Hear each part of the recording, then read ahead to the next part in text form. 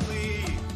Тисячі вже полягло, і все більше швидко, то для них нема нічого, крім труни. Going home, Russian soldiers, going home. Бо ми всіх вас тут змішаємо з багном. Від стрия до волновахи і чутно кличе діти нахуй. Тут працює ЗСУ і ТМО. Вызволять пришел, братишка, ну привет. На моей земле тебе один ответ. Нашим людям мечом, даже танки и бачок. Вам не взять нас и за 100 тысяч лет.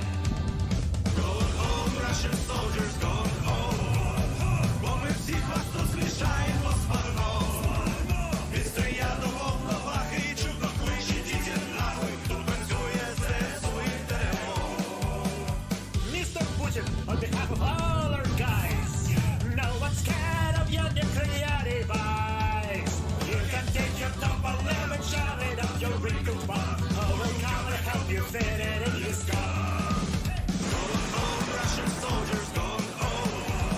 Бо ми всіх вас тут змішаємо з багном. Від стрия до волновахи і чутно кличе діти нахуй. Тут працює ЗСУ і ТМО. Going home, Russian soldiers, going home. Бо ми всіх вас тут змішаємо з багном. Від стрия до волновахи і чутно кличе діти нахуй. Тут працює ЗСУ і ТМО.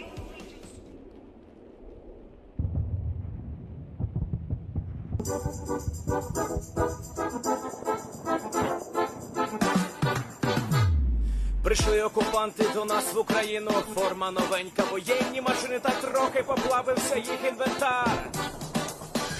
Байрактар,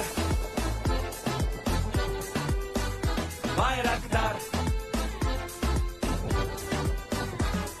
Російські танкісти сховались в кущі, щоб лаптем посьорбати довбані щі, та трохи у чах перегрівся навар.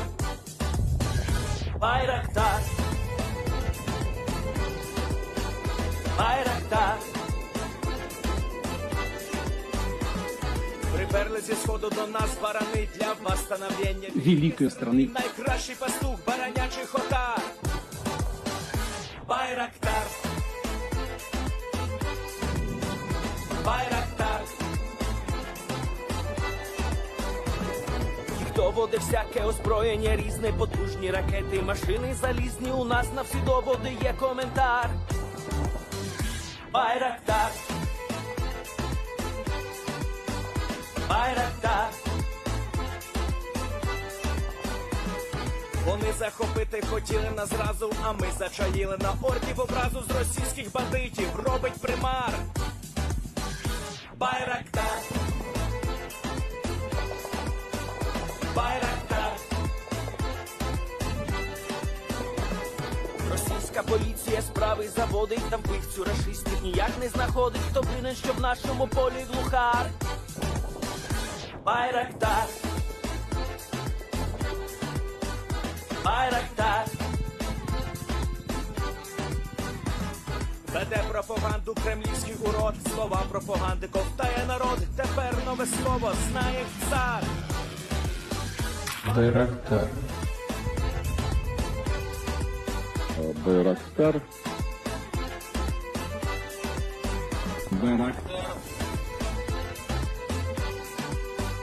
Байрактар. Байрактар.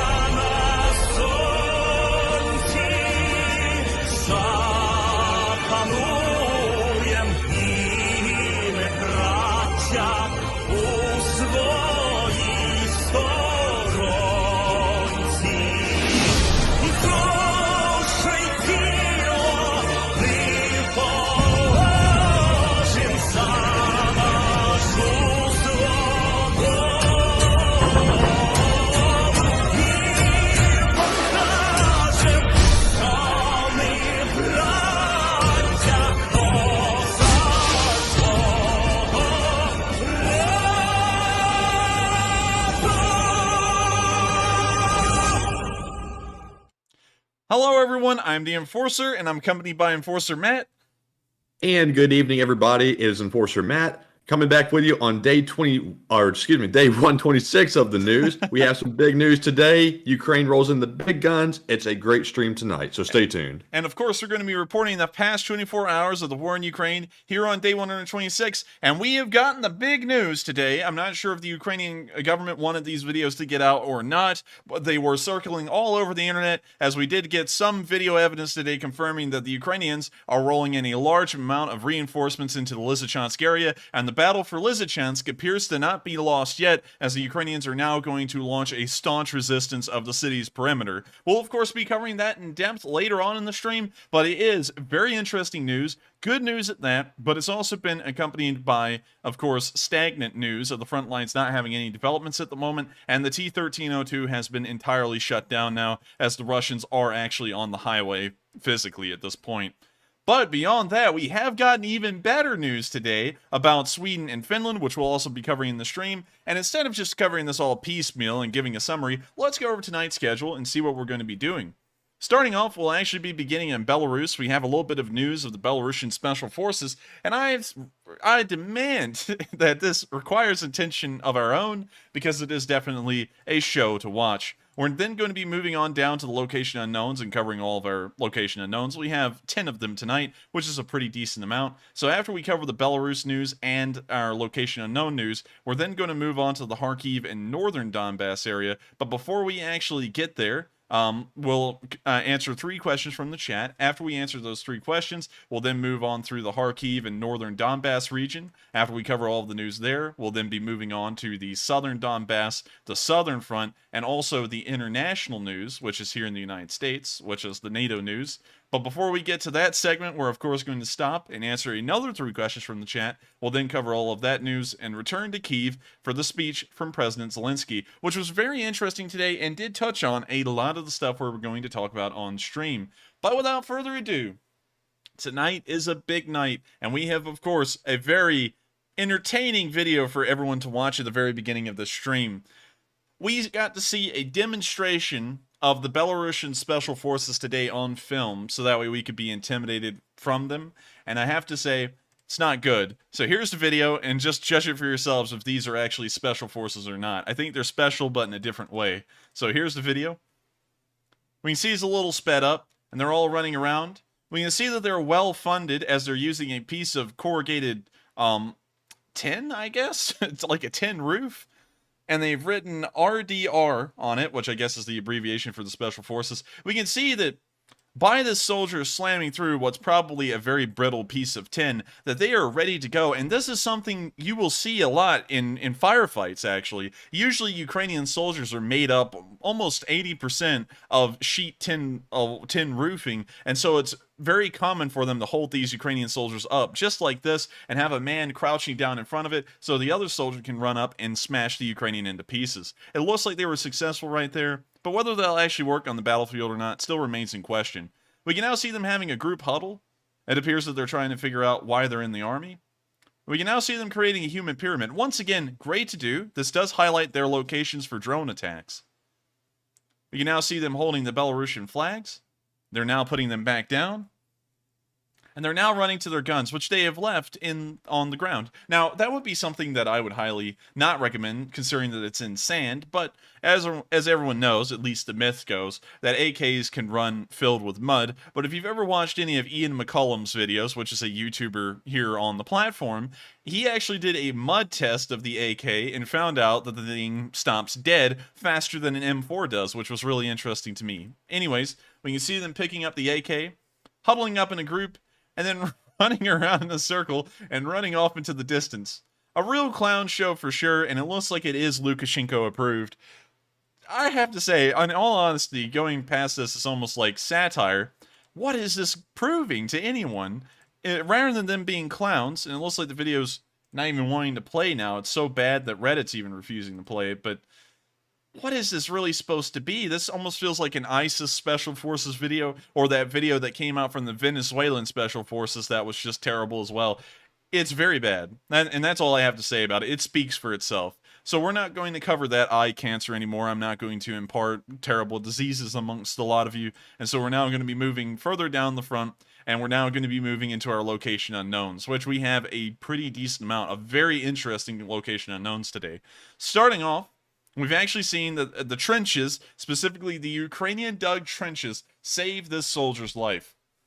Now, y'all have known for quite a while that I am a massive advocate for trenches that have a lot of breaks and turns in them. And this trench here, which is shaped somewhat like a pick, is perfect, really. It has a decent continuous line in it, which is kind of a little bit of a strike, but still, it does go straight into a bunker, so there is protection at the end, because that bunker does go underground.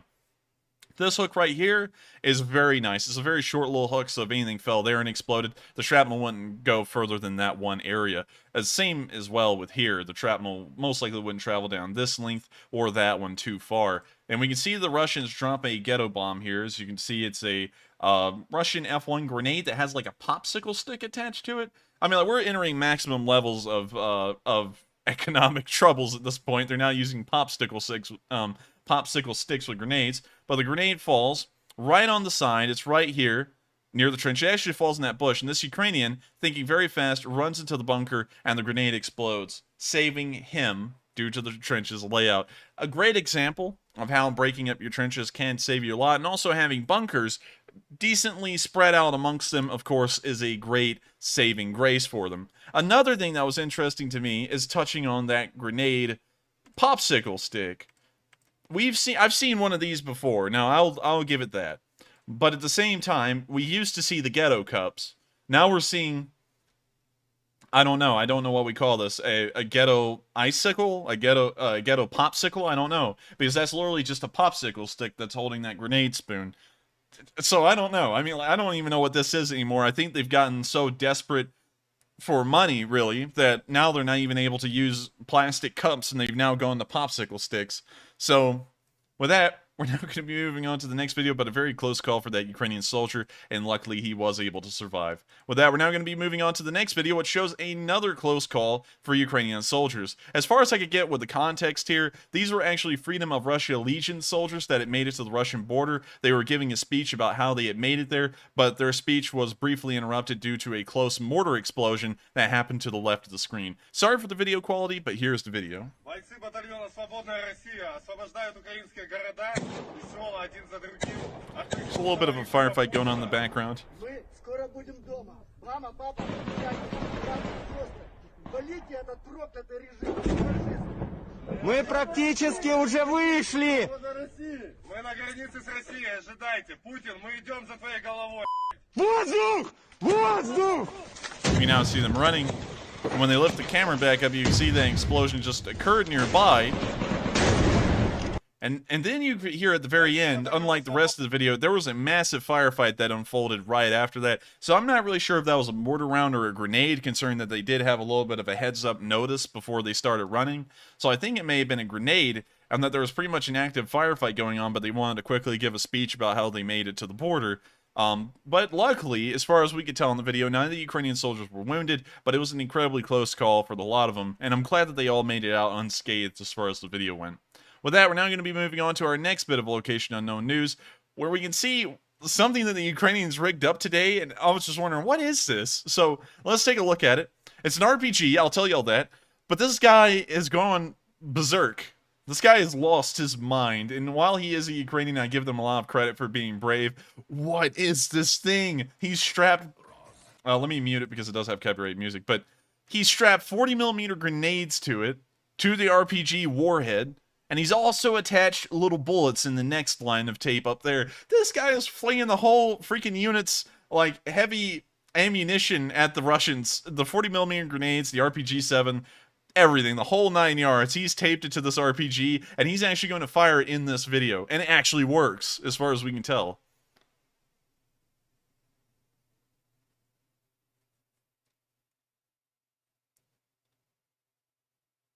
So you see he's getting it ready. He's getting up in the trench to get ready to fire it. And honestly, I wouldn't feel very confident about firing this thing. Who knows what kind of drop it's going to have now that the center of balance has been thrown off and he's taped 40mm grenades to it, but golly, I gotta give it to this guy. He is the MacGyver of his unit, I suppose. He fired it. It did work. It didn't explode in his face, of course. But we didn't get to see the aftermath, sadly. I just wish I could have seen what that actually did downrange. I don't think that the 40mm exploded with the RPG. They most likely got flung somewhere else and then exploded on impact with something else. Or maybe they did explode with the RPG shell. I'm not really sure. Regardless, that was the most insane thing I've ever seen anyone do with an RPG. That's even more insane than Professor Mortar making the improvised RPG like mortar shell thing that was actually codenamed Alabama, which was really cool because I'm from Alabama. With that, we're now going to move on to the next bit of location unknown news, where we can then see a Ukrainian BMP-2 firing. Now, this was actually a nice bit of footage. It occurred at dusk, I believe, or dawn, I'm not really sure, but the sparks coming from the 30mm was just very nice looking. And also we could see a camo net on this BMP-2, which is something that we're actually seeing commonly on Ukrainian tanks and just armored vehicles in general. In the Ukrainian military, the Russians don't really do anything to their tanks. They're usually just kept in some kind of an army green, a dark army green. But the Ukrainians put a digital camo on them, and then we've also seen them put camouflage nets on top of them. So a great effort's been made by the Ukrainians across the entire military to try and camouflage the vehicles best they can. And I have to say, I'm actually really impressed. This is something you don't even see in Western militaries by and large. Anyways, here's the video.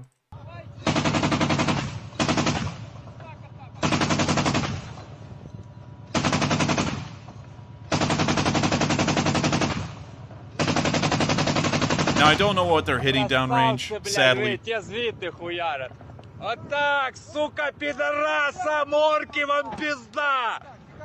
Sadly, we didn't get to see what they were trying to hit downrange. It looked like they had a really high arc to it, so they may have been using that as like a fire support kind of thing, like a small mortar. But still, it was a very pretty video just in terms of what it looks like. It's aesthetic. It was really cool looking. And so I wanted to show it. And also, it does show that the Ukrainians are using armored personnel carriers to a pretty decent degree, but not heavily. They're kind of a little dated at this point, being entirely honest. With that, we're now going to be moving on to our next bit of location unknown news, where we can see an SSO sniper take out the Russians. Now, while this is marked as NSFW, which is not safe for work, just for those of y'all who may not know, because that's new news to me, it's not really graphic, but it does show a Ukrainian sniper taking out a Russian, but it's not graphic. But here's the video. We're going to have to mute it. You can see the sniper looking through his scope here at this Russian unit that's walking down the side of the road. And what's very interesting to me is that he takes his time and he selects the third man in the line. What's very interesting to me about that is I don't know the significance of the third man. I don't know if he's been watching this unit for some while and figured out that he's the squad leader. I can't really tell you for certain, but he places the shot clean into his chest. He hits one of them, for sure, and it looks like a second guy followed him down into the ditch. Now, I'm not sure if that second guy was also hit. I don't know if the bullet passed through the first guy and into the second one and wounded or killed them both, but it was one hell of a video, and we rarely ever see sniper footage coming out of this war, and so great job to the Ukrainian sniper who made this shot. Just for some other people to know, it's common in the normal world to believe that snipers always aim for the head, but the normal practice for a sniper is to aim for the chest. Hitting a target at any range is incredibly difficult, and so if you're trying to go for the head, that is the smallest area on the body to try and hit, and so it's the most difficult thing to shoot. So snipers are generally trained to fire for the upper chest, or just the whole entire, I guess you could say, torso in general. So this was pretty much a textbook shot, very well placed, and we could see that it did hit the Russian soldier, most likely throwing that unit into chaos. And the second thing that I was thinking is that the sniper may have not shot the first person or the second person in line, because if he had shot them from the very front of the line, it would have given away that that sniper was looking at them as they were walking towards him. Hitting the third person in the line throws in a decent amount of confusion for a short while as to where that came from. It could have come from any side. Well, any direction, really, because it's the guy in the middle of the column. So that may have been another reason why he shot that guy, but then again, that's just an assumption on my part. I don't have a lot of knowledge or experience, of course, as a sniper in the field, but it's still interesting to me how he picked out the third guy instead of the first or the second. Anyways, with that, great shot by that sniper, and I hope he does continue on what looks to be a pretty successful career so far, protecting his country. And with that, we're now going to move on to the next bit of news, where we can finally see, we saw the Panzerhaubitze 2000s in Europe well, not Europe, duh, they're in Europe, but we saw them in Ukraine yesterday, but today we finally saw one firing on video. It's a very short video, but we did see it in the background firing. Sadly, I can't play the music, but the video does show it working, which is great to see. Supposedly, I believe around 20 of these have been sent to Ukraine, and these are pretty competent. Their reload speed is incredibly fast. Of course, they are attract SPGs, so they have pretty decent mobility, and they can lay down a massive amount of fire in a small amount of time, which is really the shining quality of something like the Panzerhaubitze 2000. The Caesar SPG does the same, but it's slightly different, and so it's good to see that the Germans have finally sent something to Ukraine of size and of worth, rather than helmets or some kind of a protective gear. With that, we're now going to be moving on to our next bit of Location Unknown news, and also huge credit to the Germans for finally getting something into Ukraine, because for a long time they've been waffling about actually sending all the support that they've promised, and we've never gotten any video evidence of a lot of support being sent from Germany, except for these two videos from yesterday and today showing the Panzerhaubitze 2000s finally arriving. With that, we're now going to move on to our next bit of Location Unknown news, and he's back! He's back. Call up your whole family. You have them gather around the screen. Everyone's going to get a good laugh. The Ukrainian warhorse is back, and he's at it again. He's actually bringing a lot of smiles to citizens who are walking around the streets as they pass through, but he is back in full glory. Let's take a look. He's waving at people in the street. Of course, the driver's getting a good laugh. That kid, he's just decided he wants to join the army because there's horsemen in the army. And I gotta say, this is about one of the funniest things I've ever seen, and we're gonna play it again, actually. I know there's no music, but this is about the funniest thing I've ever seen in this war, in terms of humor. I still imagine this guy actually wearing this into a firefight, and this is absolutely going to bewilder the Russians that see this, because this is just next level, honestly. This is advanced warfare. Anyways, that's the end of that video. Pretty good laugh on my end. I really enjoy those kinds of videos, and I hope we see more of Ukraine horseman soon. With that, we're now going to move on to our next bit of Location Unknown news, where we see a precious little dog and also a pet cat that this Ukrainian soldier is taking care of at the front. So here's the video. Unfortunately, I can't tell you what kind of dog that is, but we can see that the soldier and the dog are having a pretty good time. He's also sleeping on his leg, which is something that my corgi does, but the corgi's a lot smaller, so... And then we can also see that he's got a little cat that's following him around. Now, it looks like he's about to feed the cat.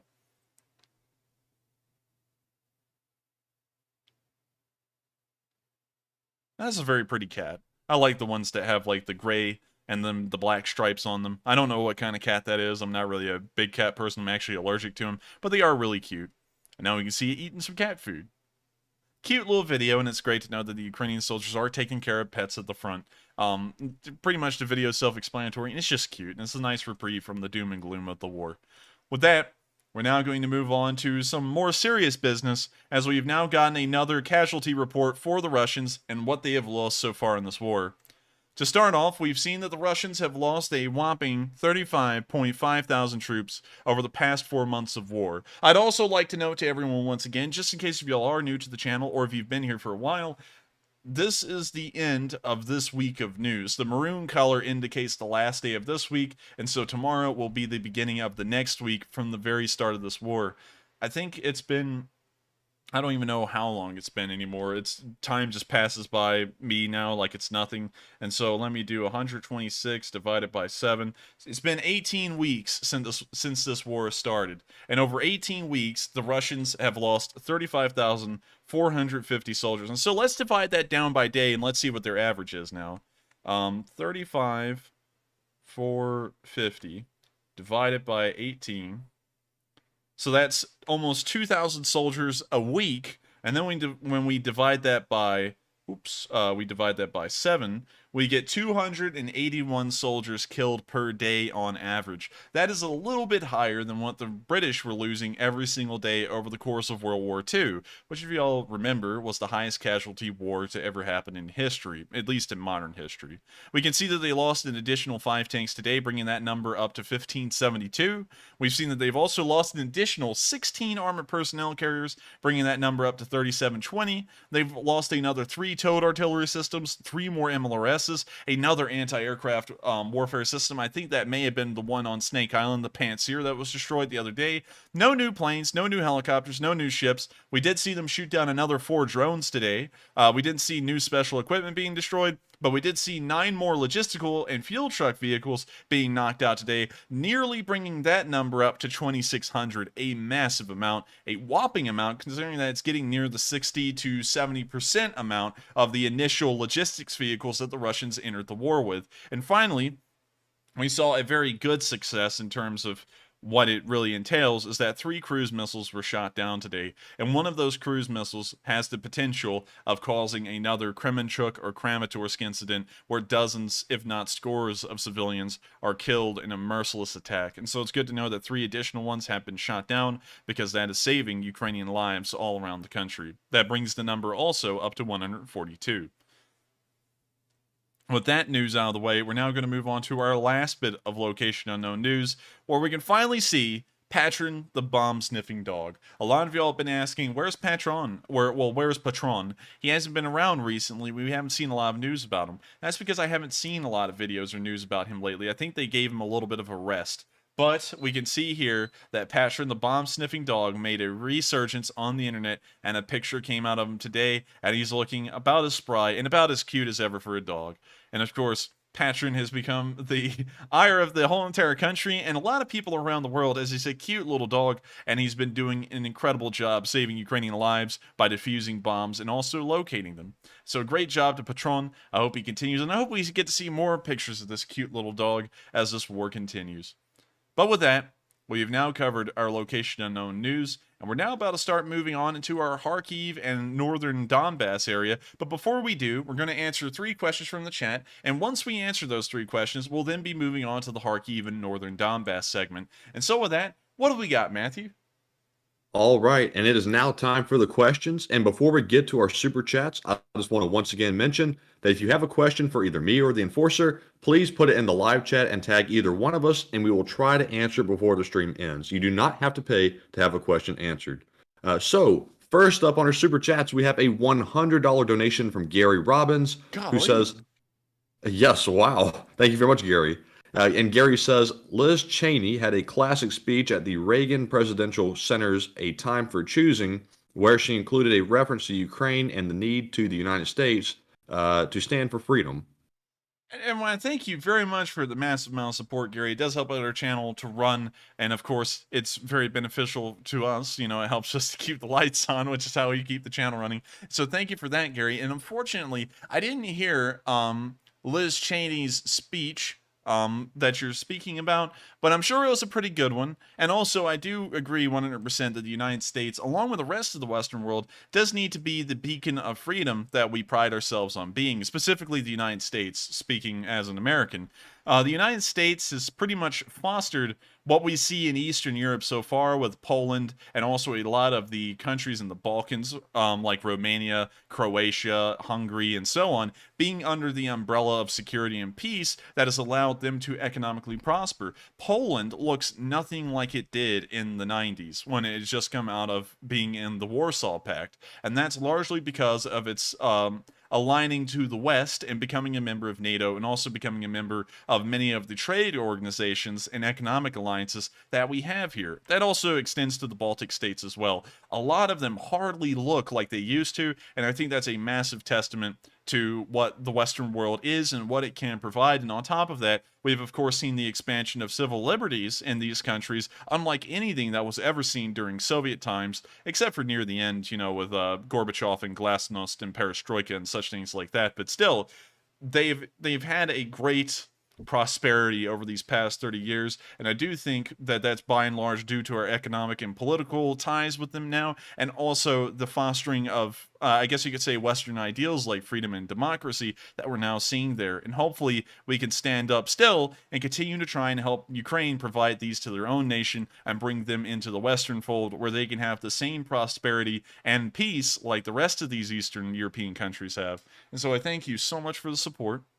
And I hope that does answer the question. And of course, the support helps our channel to keep running, and we're greatly appreciative, Gary, of the support you've given us for tonight. And with that, we are on to the next question. And next up, we have a $30 super chat from none other than BC Skyman, who says, Matt, we lost one of our brothers killed in Kharkiv region. It's very sad for my friend and church. Any news on the missile defense systems coming from the U.S.? And before the enforcer answers that, BC, I'm very sorry for your loss, and I really hate to hear that. And I'm very sorry to hear that loss as well, and that's unfortunate. The war does hit people personally a lot, and it's been hitting a lot of Ukrainians personally. A lot of their family, friends, and associates that they know have been killed in this war. Starsky, of course, is not excluded from that circle. As someone we know, he's had many friends currently die in the war, and I do feel for everyone because it's a very unfortunate thing, and I hope that the war does end soon, or sooner rather than later, so that we don't have to see such unfortunate things continuing to happen, especially in a place like Kharkiv that isn't even on the front lines anymore and is actually miles behind it.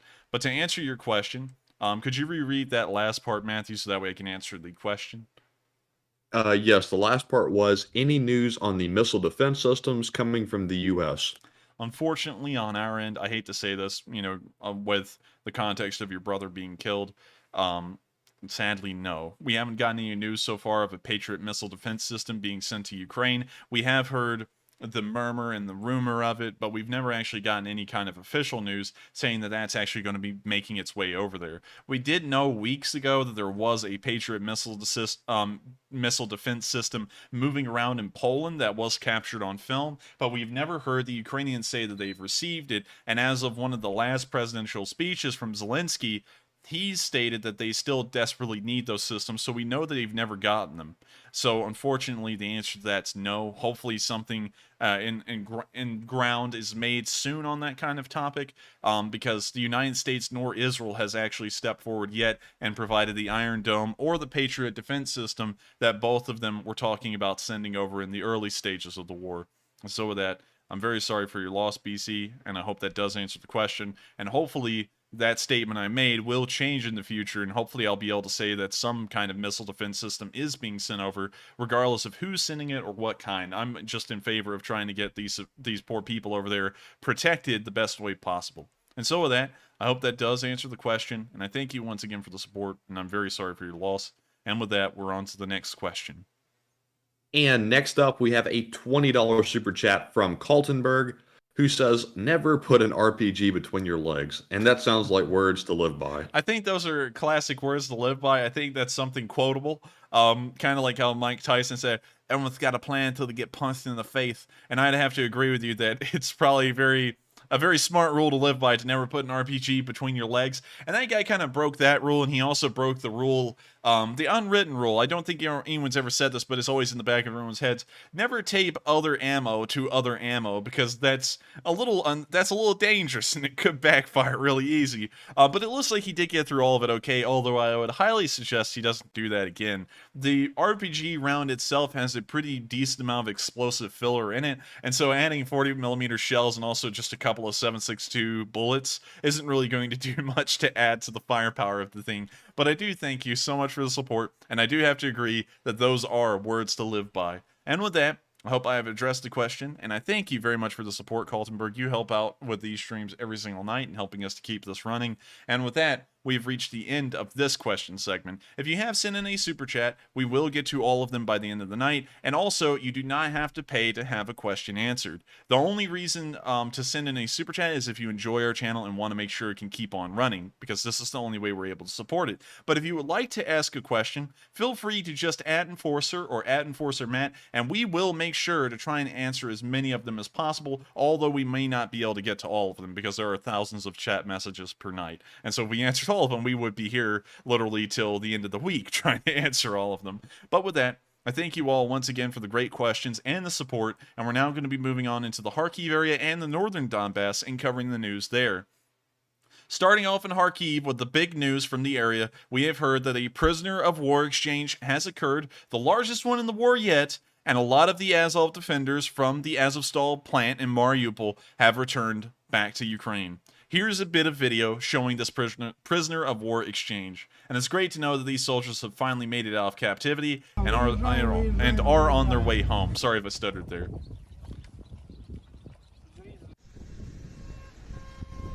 We can see a bus. I'm not really sure if it has the soldiers within it. The curtains are closed.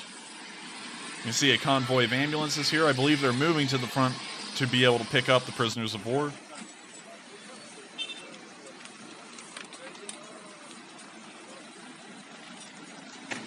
And this is absolutely incredible news.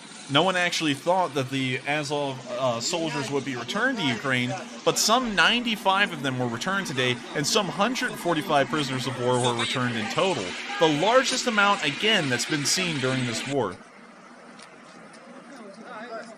We can see some of the prisoners here. It looks like some of them have been crippled from their time in the Azovstal steel plant. It appears that this man has an injured leg.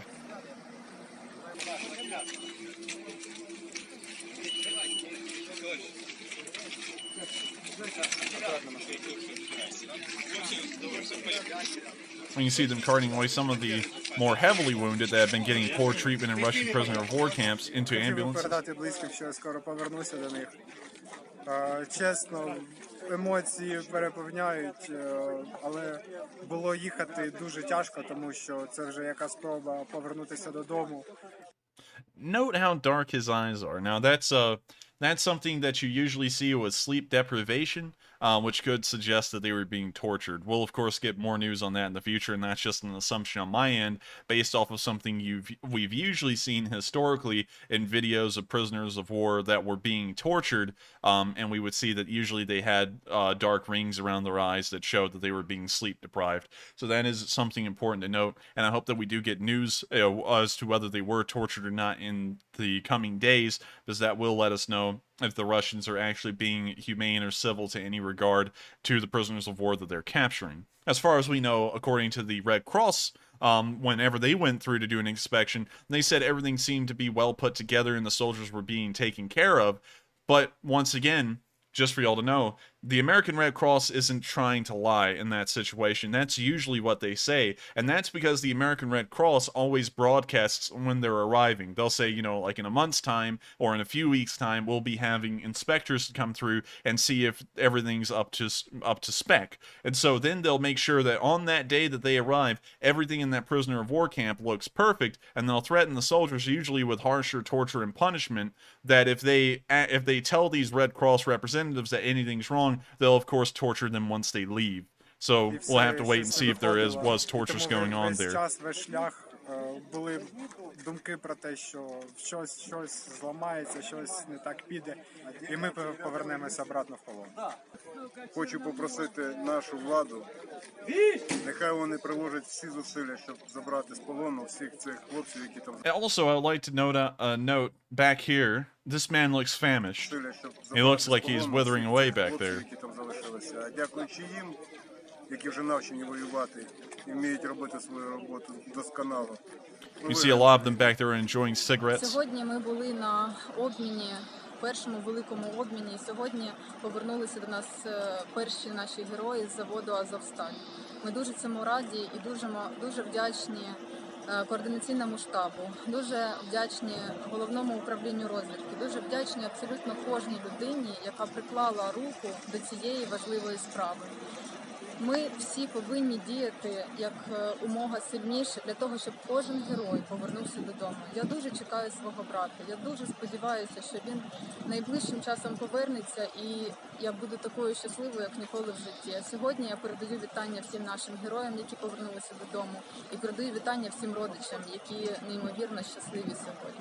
In the background, now that we got through that, just so that way our Ukrainian speakers could listen to what she's saying, in the background here, we can see a bus that is, of course, there, and the bus is there to pick up the ones that are not wounded and not needing medical attention, so that way they're not carting away everyone, regardless of whether they're well or not, in an ambulance. It would be logistically inefficient. Неймовірно щасливі сьогодні.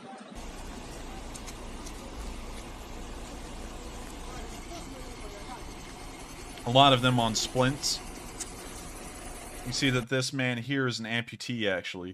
And so he was actually, so just to put that into context, they either amputated his leg once he became a prisoner of war due to some kind of an infection or something similar, or they had to conduct a battlefield amputation, usually done without anesthetics, which is incredibly painful, while he was inside of the Azovstal plant. It's one or the other. And so that man has been an amputee for nearly a month or maybe two. And he has hardly gotten any medical attention for it. Now that is a soldier right there, and to be going through such kind of pain and suffering without any medical treatment, and then still being proud of your country and serving for it is something admirable. And so I'm going to let the video continue. Just wanted to make a note about that.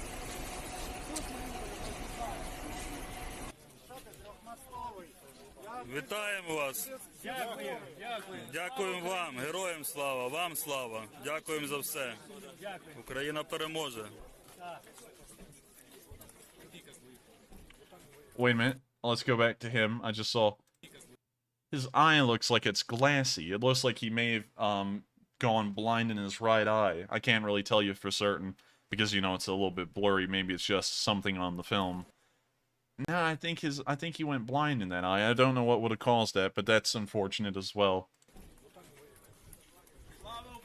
Героям слава. And we can see a prisoner right there come up after being probably tortured by the Russians and told many lies about how the war was going in the meantime. He is now back in Ukrainian hands, smiling and saying Slava Ukraini. And I have to say, Slava Ukraini for sure. And these men have had iron will, just like the Azov plant they came from for months on end, even while during captivity. And I'm sure they're an inspiration to the country and also the soldiers that are still on the front lines and still fighting to defend Ukraine from the Russians. Gotta say, this man just exudes morale. And no matter where he was, I'm sure that he always had these kinds of spirits up, and he was the light in the darkness for a lot of people, as it looks like no one could break his spirit. So great to see. And that's the end of the video. It's just great to know that around 95 of the Azov defenders have made it back, along with another additional 50 prisoners of war that were from standard infantry units, as well as the police and so on. And so it's great to see that they have returned into Ukrainian hands, and hopefully more prisoner of war exchanges can be conducted in the future, so that way more Ukrainians can make it on their way home. With that, we're now going to be moving on to the next bit of news from the Kharkiv area, where you can see that while a prisoner of war exchange was happening in one area of the salient, the Ukrainians were not letting up anywhere else.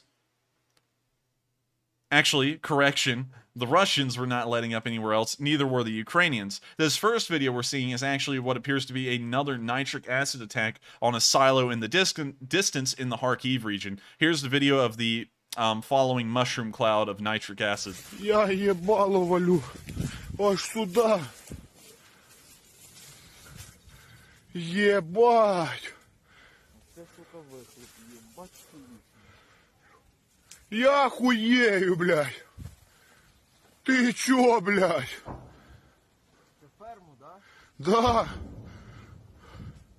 Це точно самолетик I hate to уебал. say this because I would love to know which direction the nitric acid plume is going to float through, but I don't know which direction that is. It already looks like it's going to the left of the screen, but I don't know if that's east, west, north, or south. So who knows where that's going. But once again, another nitric acid silo attack by the Russians, most likely trying to cause some kind of a chemical harm to the Ukrainians, because this stuff is pretty toxic to inhale or even be around.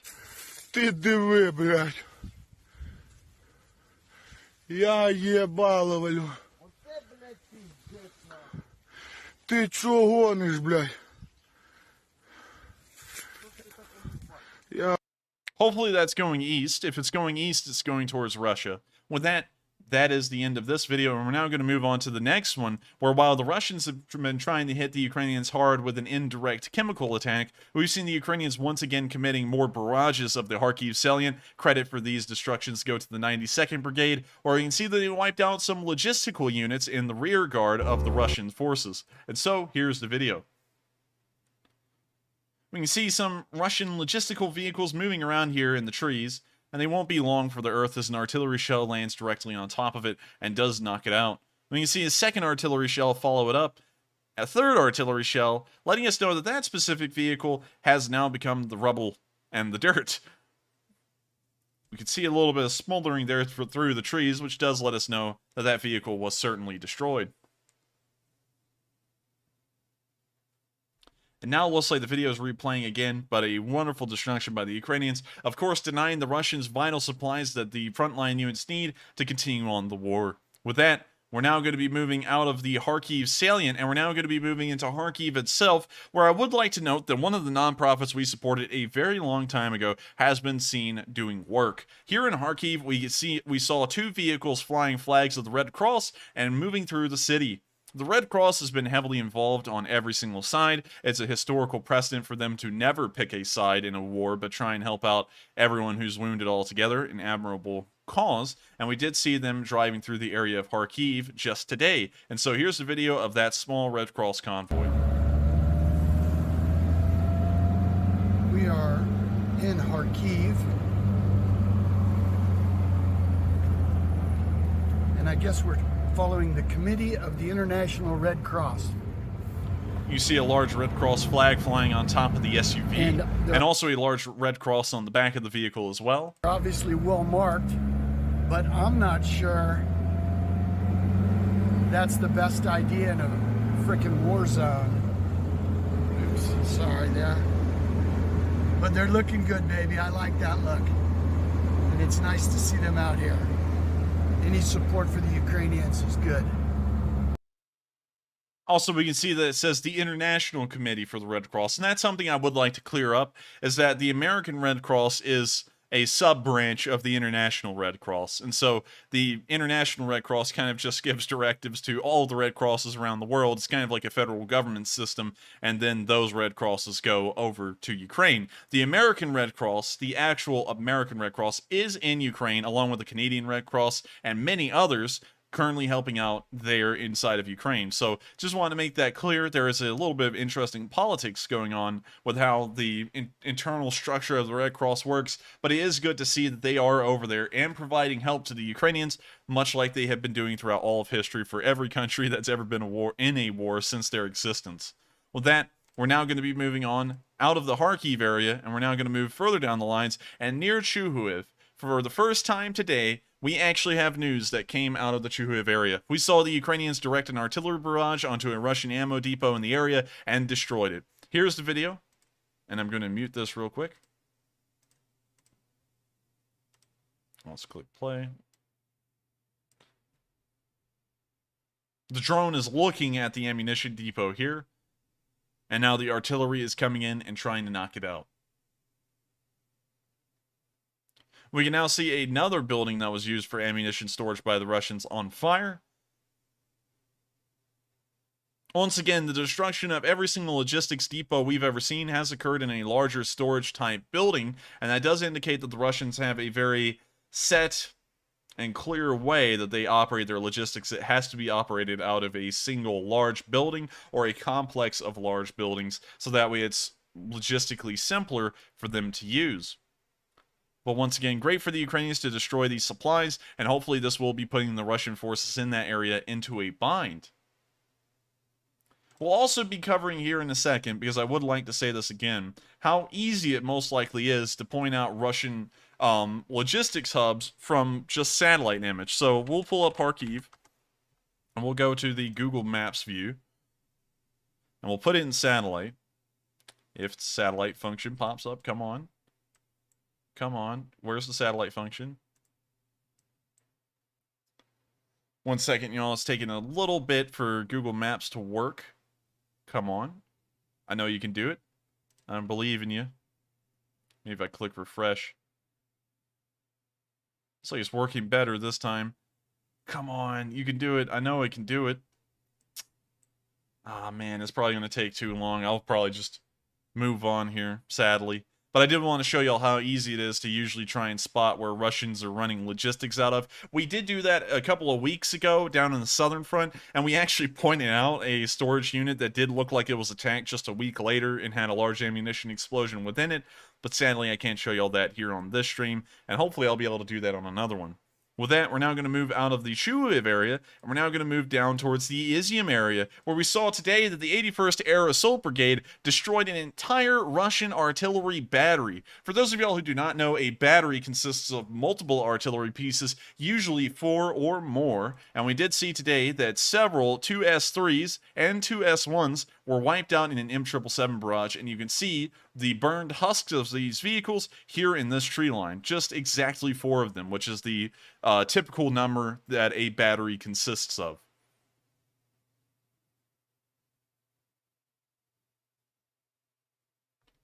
Great to see, and it's wonderful to know that the M777s are still doing a great amount of work on the front lines, and they've never run out in terms of their effectiveness or their worth to the Ukrainian defense.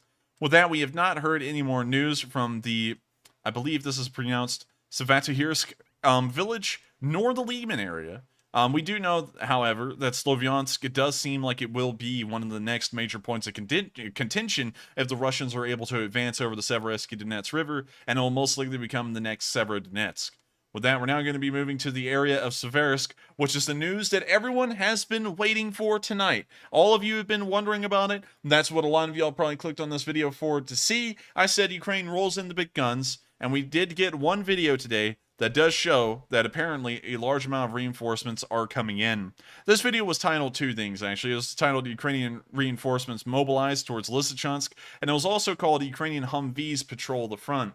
Based off of how clean these vehicles are, and knowing that there is never any kind of cleaning that goes on vehicles near the front line, these must be reinforcements from a rear area of the front that are moving towards Lysychansk. Of course, we don't know the exact location, but it is wonderful to know that the Ukrainians will be bolstering their defenses here, and this will lead us into a discussion of what the Lysychansk area may look like here soon. But here's this convoy of Humvees as it continues to move down the road. Each of them has a protected turret on top, which is something new. We haven't seen that on a lot of Humvees. And we can see here the sign that says Severodonetsk and Lysychansk just ahead. That lets us know that they aren't patrolling the area, they are moving up to the front.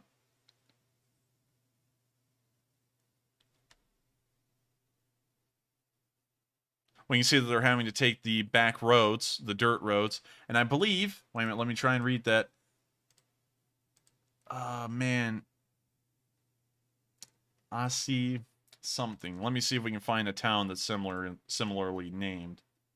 Let's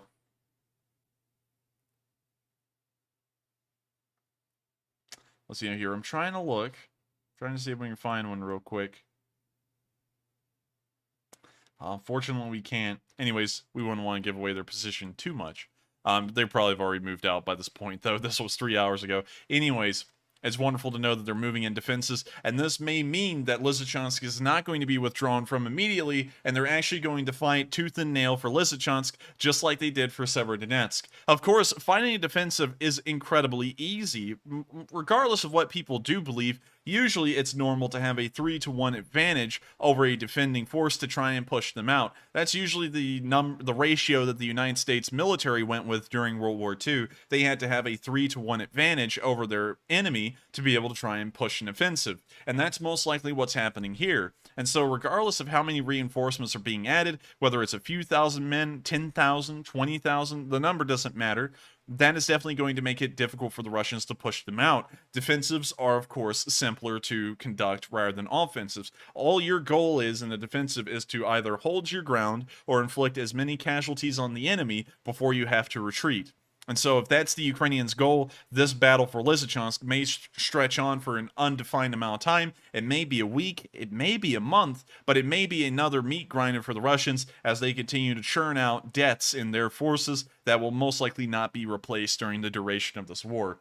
So wonderful to see that the Ukrainians are bringing in reinforcements and that this position may not be lost so soon as we were expecting yesterday. I didn't think that the Ukrainians were actually going to move up reinforcements, although that was in the back of my head. That was something I pretty much largely dismissed, but now it appears that they are also going to fight to the end for Lysychansk as well. With that, we're now going to move to the news from inside the city, where we did see today Ukrainian soldiers on patrol in the city streets. Here's the video.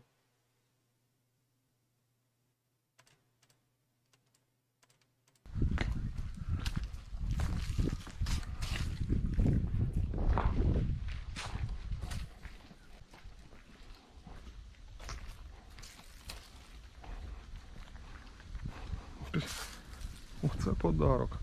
When you see them moving around a burned out 4320, Байки.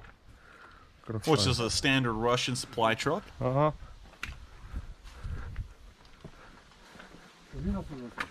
Да.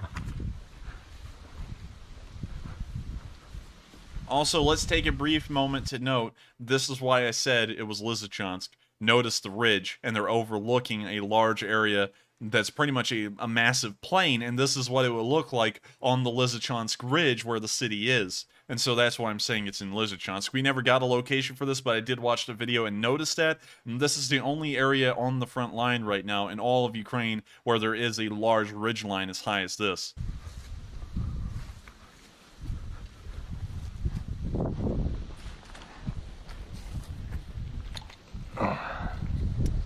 Okay, thank God. I thought the video went into slideshow. Okay, now that wasn't exactly the best thing, was it? This guy is aiming his gun out towards the ridge. It looks like actually towards Severodonetsk in the distance.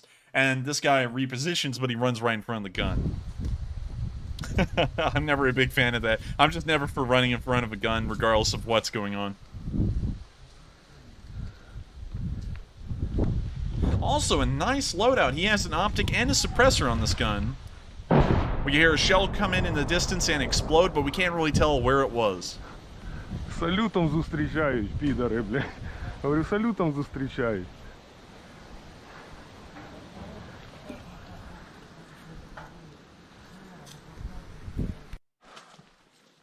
Now they're moving down a dirt path, which appears to be in a forested area of the ridge.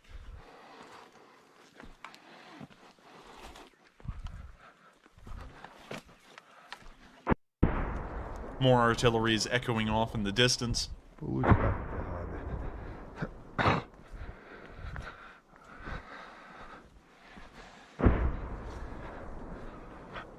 Це гарно. Дали напрацювання хлопцям.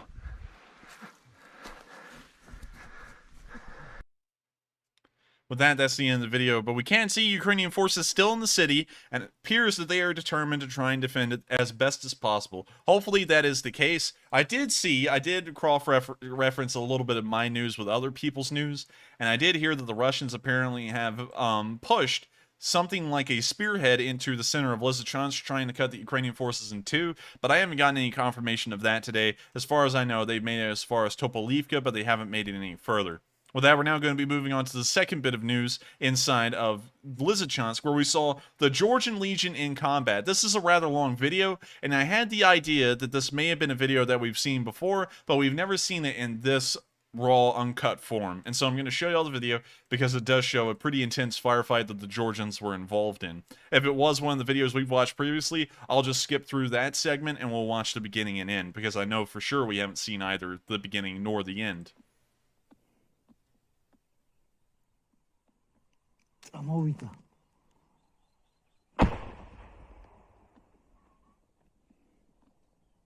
Looks like they're in a briar, or there's just a lot of felled sticks in this area.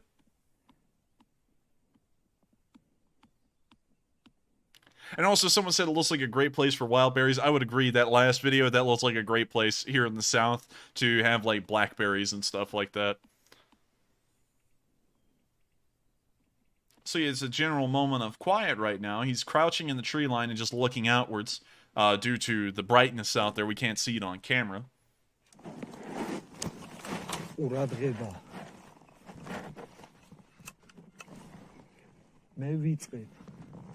Looks like he's now prepared his weapon to fire, and now he's fired it. It sounds like a grenade launcher.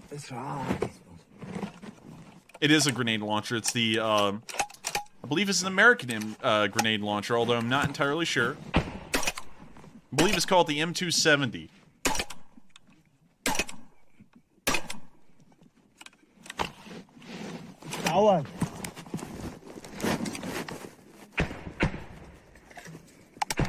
The grenades are now exploding downrange.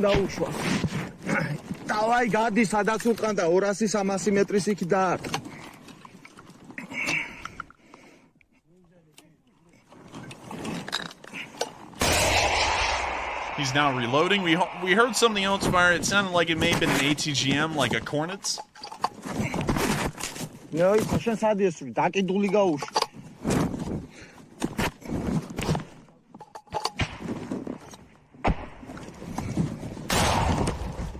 That's certainly some kind of an ATGM that's firing alongside him.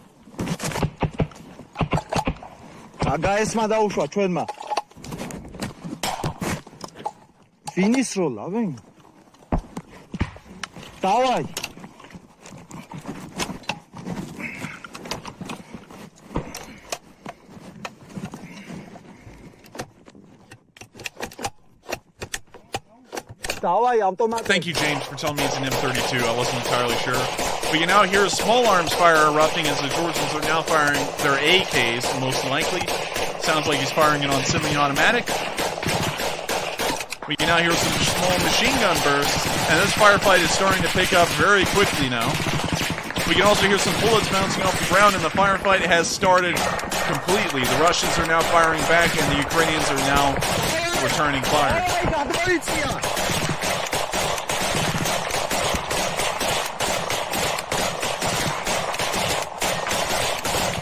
The firefight has now begun.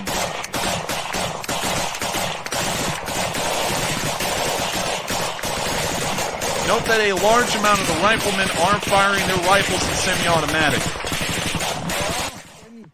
I'm going to have to turn that down right there. It is a little bit loud for even me.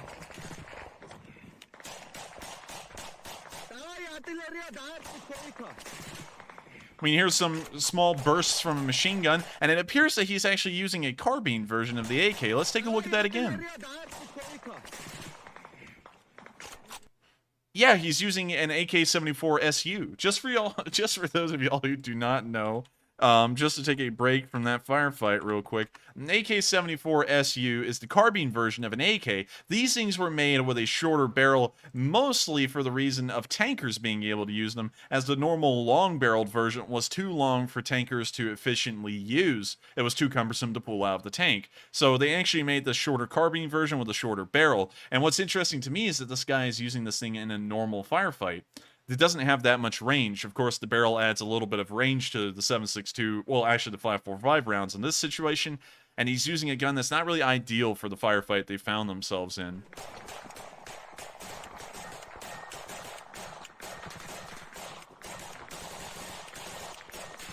Also, a lot of people may be under the illusion that usually since a gun can fire automatic, they always fire automatic. That's not true.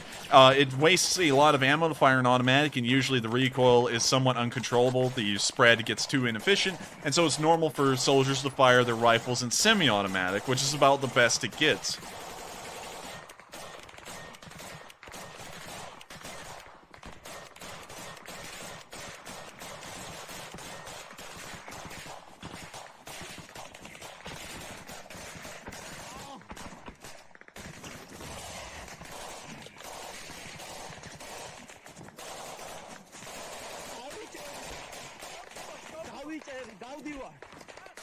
We can now see the soldier moving further down his line.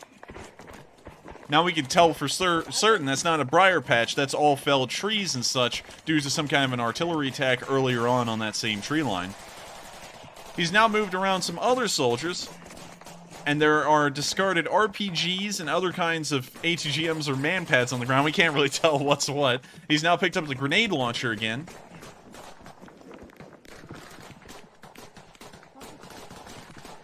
And I'm going to turn up the volume due to some requests.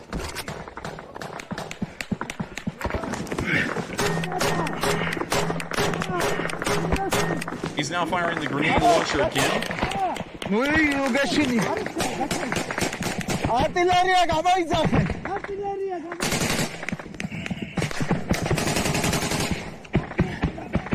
Hopefully y'all can hear it now. I did turn it back up to full volume.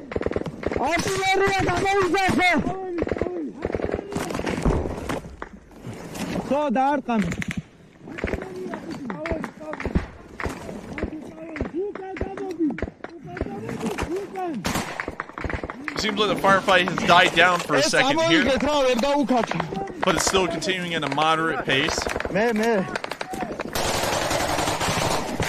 Now it sounds like the firefight's picking up again. Bullets are bouncing off the ground, and our cameraman here is returning fire.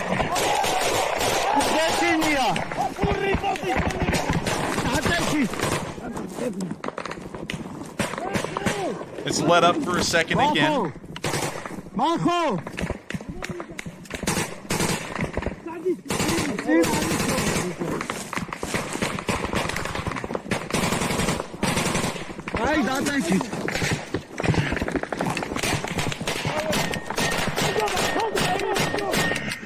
Now firing into the distance once more. And now the firefight's descending into raw chaos again, it seems.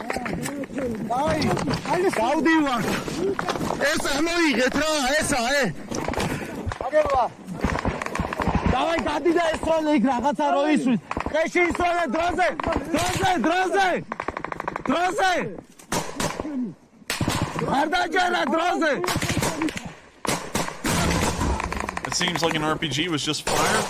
Couldn't see it though on film, we just saw the backblast.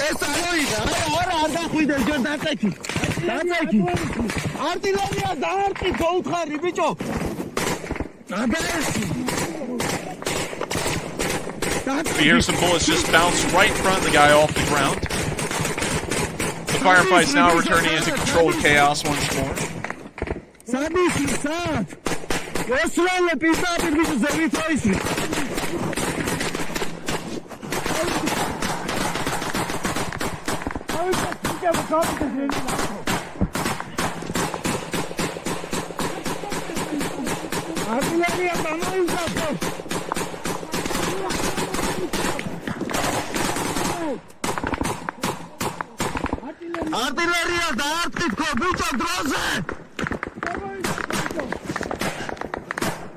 Notice how the firefight kind of goes through waves, where the fire lifts up and then the fire resumes in a very intense amount.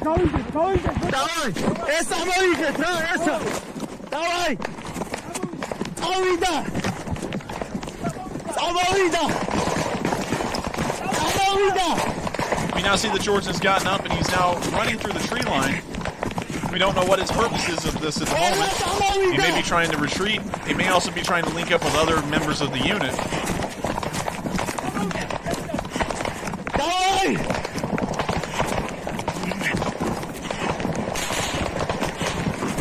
But golly, the firefight still continues as intense now as it was when they were laying prone on the ground.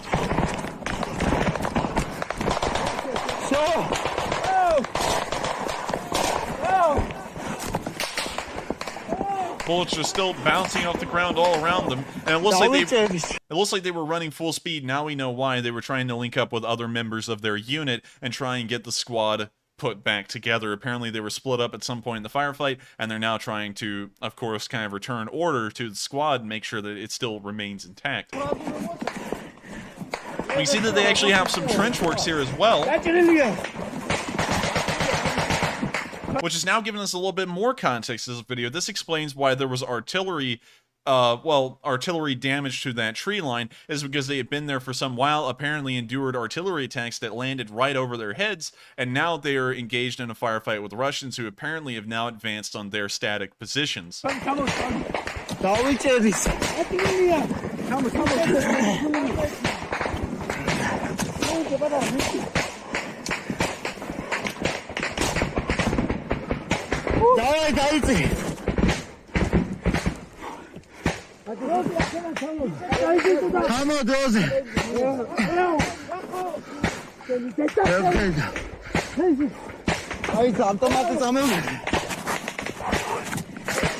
Cameraman's out of breath. He's moving down the length of the trench.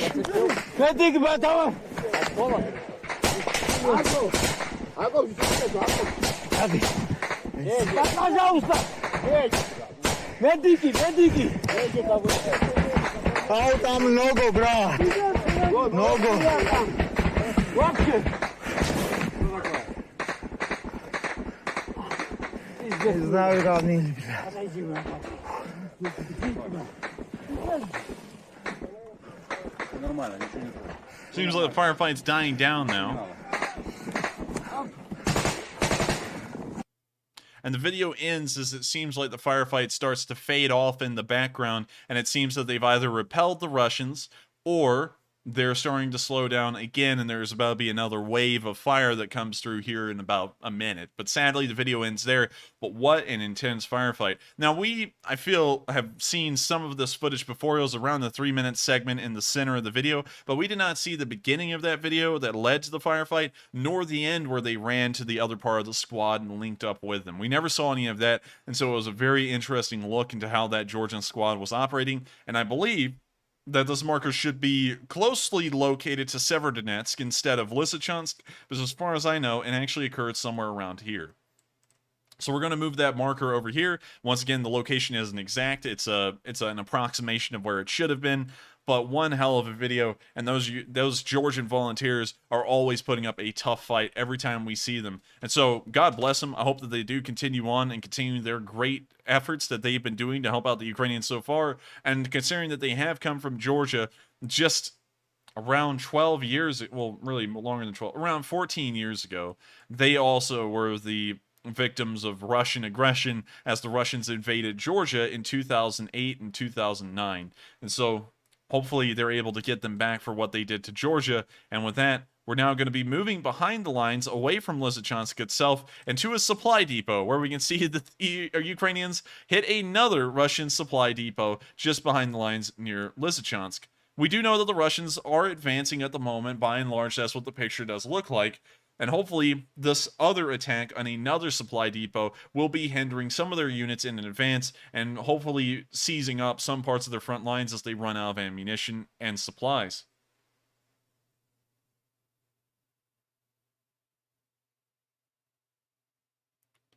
Artillery is landing all around the base. We can see that the shed on the right side has already been hit. There's a massive hole in the roof where an artillery shell had already shot through and exploded.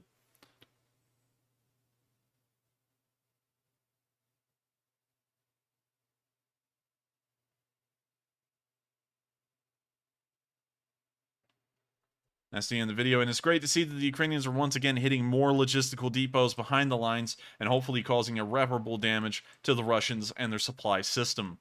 With that, we're now going to be moving down to our last bit of northern Donbas news and the town of Zelenskyy. Now, this isn't an accurate marker. This could be anywhere in this area. We're not entirely sure. But we did see M777s hitting a Russian HQ and getting them back for the Ukrainian HQ they hit yesterday that was attached to the 10th Mountain Assault Brigade. We can see evidence here that this is a Russian command post due to the Russian vehicles that are spread out all along this compound. This right here says Brokhy I believe that's he. I'm not really sure if that's the correct pronunciation for that letter. And then it says sklad. So if anyone can translate that for me, I'd be greatly appreciative. Shtab. I don't know what that means. Sorry about that. I only know how to read Cyrillic. I don't actually know what it means. We can also, they did highlight some more vehicles there. We can see a Tiger armored car and what appears to be a Ural 4320 and some other older kind of Russian command vehicle. It looks like a ZIL, honestly, and then a KAMAZ as well. And so this is setting itself up to be a Russian command post for sure.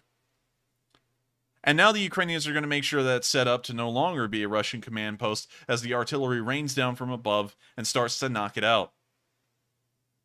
Once again, a command post being knocked out on either side is a large hindrance for whoever is the victim of such a blow, because these command posts coordinate the activities of multiple units simultaneously across the front lines, and so if this unit does get hit and important personnel are killed in these attacks, this could have a massive effect on the Russian units' cohesion on the front lines and also the continuation of attacks, as none of their efforts will be coordinated anymore. Some squads may hold, some squads may continue off of their previous orders, and it's going to start sowing disarray in those front lines and most likely cause their attacks to peter out just because there's not any kind of coordination going on. And it looks like they're doing a thorough job on trying to take out this command post and hitting everything that may be associated with its operations. We can see another Russian vehicle here. It looks like an MTLB, although I can't be entirely certain. It's hard to tell. But I'm sure we're about to see it get smacked by an artillery shell just here in a second. Wow, what a shot! Golly, did y'all see that? The shell apparently blew through the top roof of this container unit and exploded below it and lifted the thing into the air. What a shot! Now that's impressive.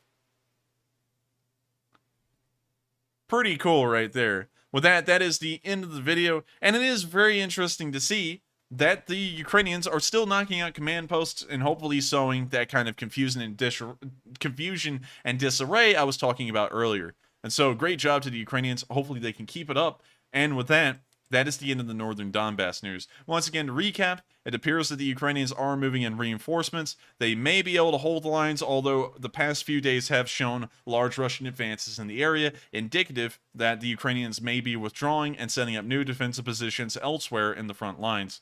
With that, we're now going to start moving down to the Donbas, well, the Donetsk area, the Southern Front news, and the international news, also followed by the speech from President Zelenskyy. But before we get to all of that news, we're going to answer another 3 questions from the chat, and after we answer those 3 questions, we'll continue right on with the news again. And so with that, what do we got, Matthew? All right, and first up from this question segment, we have a $40 super chat from White Lightning 777. Yeehaw! Who says, how do you send bullets to Ukraine? Many Americans have 7.62x39 ammo. Well, I thank you so much for the support. Sadly, I don't know of any way to send guns or ammo over to Ukraine. I actually found out that the gun buyback program that said they were going to be sending stuff to Ukraine apparently was deemed unlawful, and so it was ceased, as far as I know. That's the information I got. But I don't know of any way to send ammunition over there, because I think, by and large, that may be stopped by U.S. Customs. So sadly, I don't know how to do that. But of course, a campaign could be started to try and start a campaign where people can send in ammo and then it'll be sent over to Ukraine in bulk. Of course, the ammunition they need.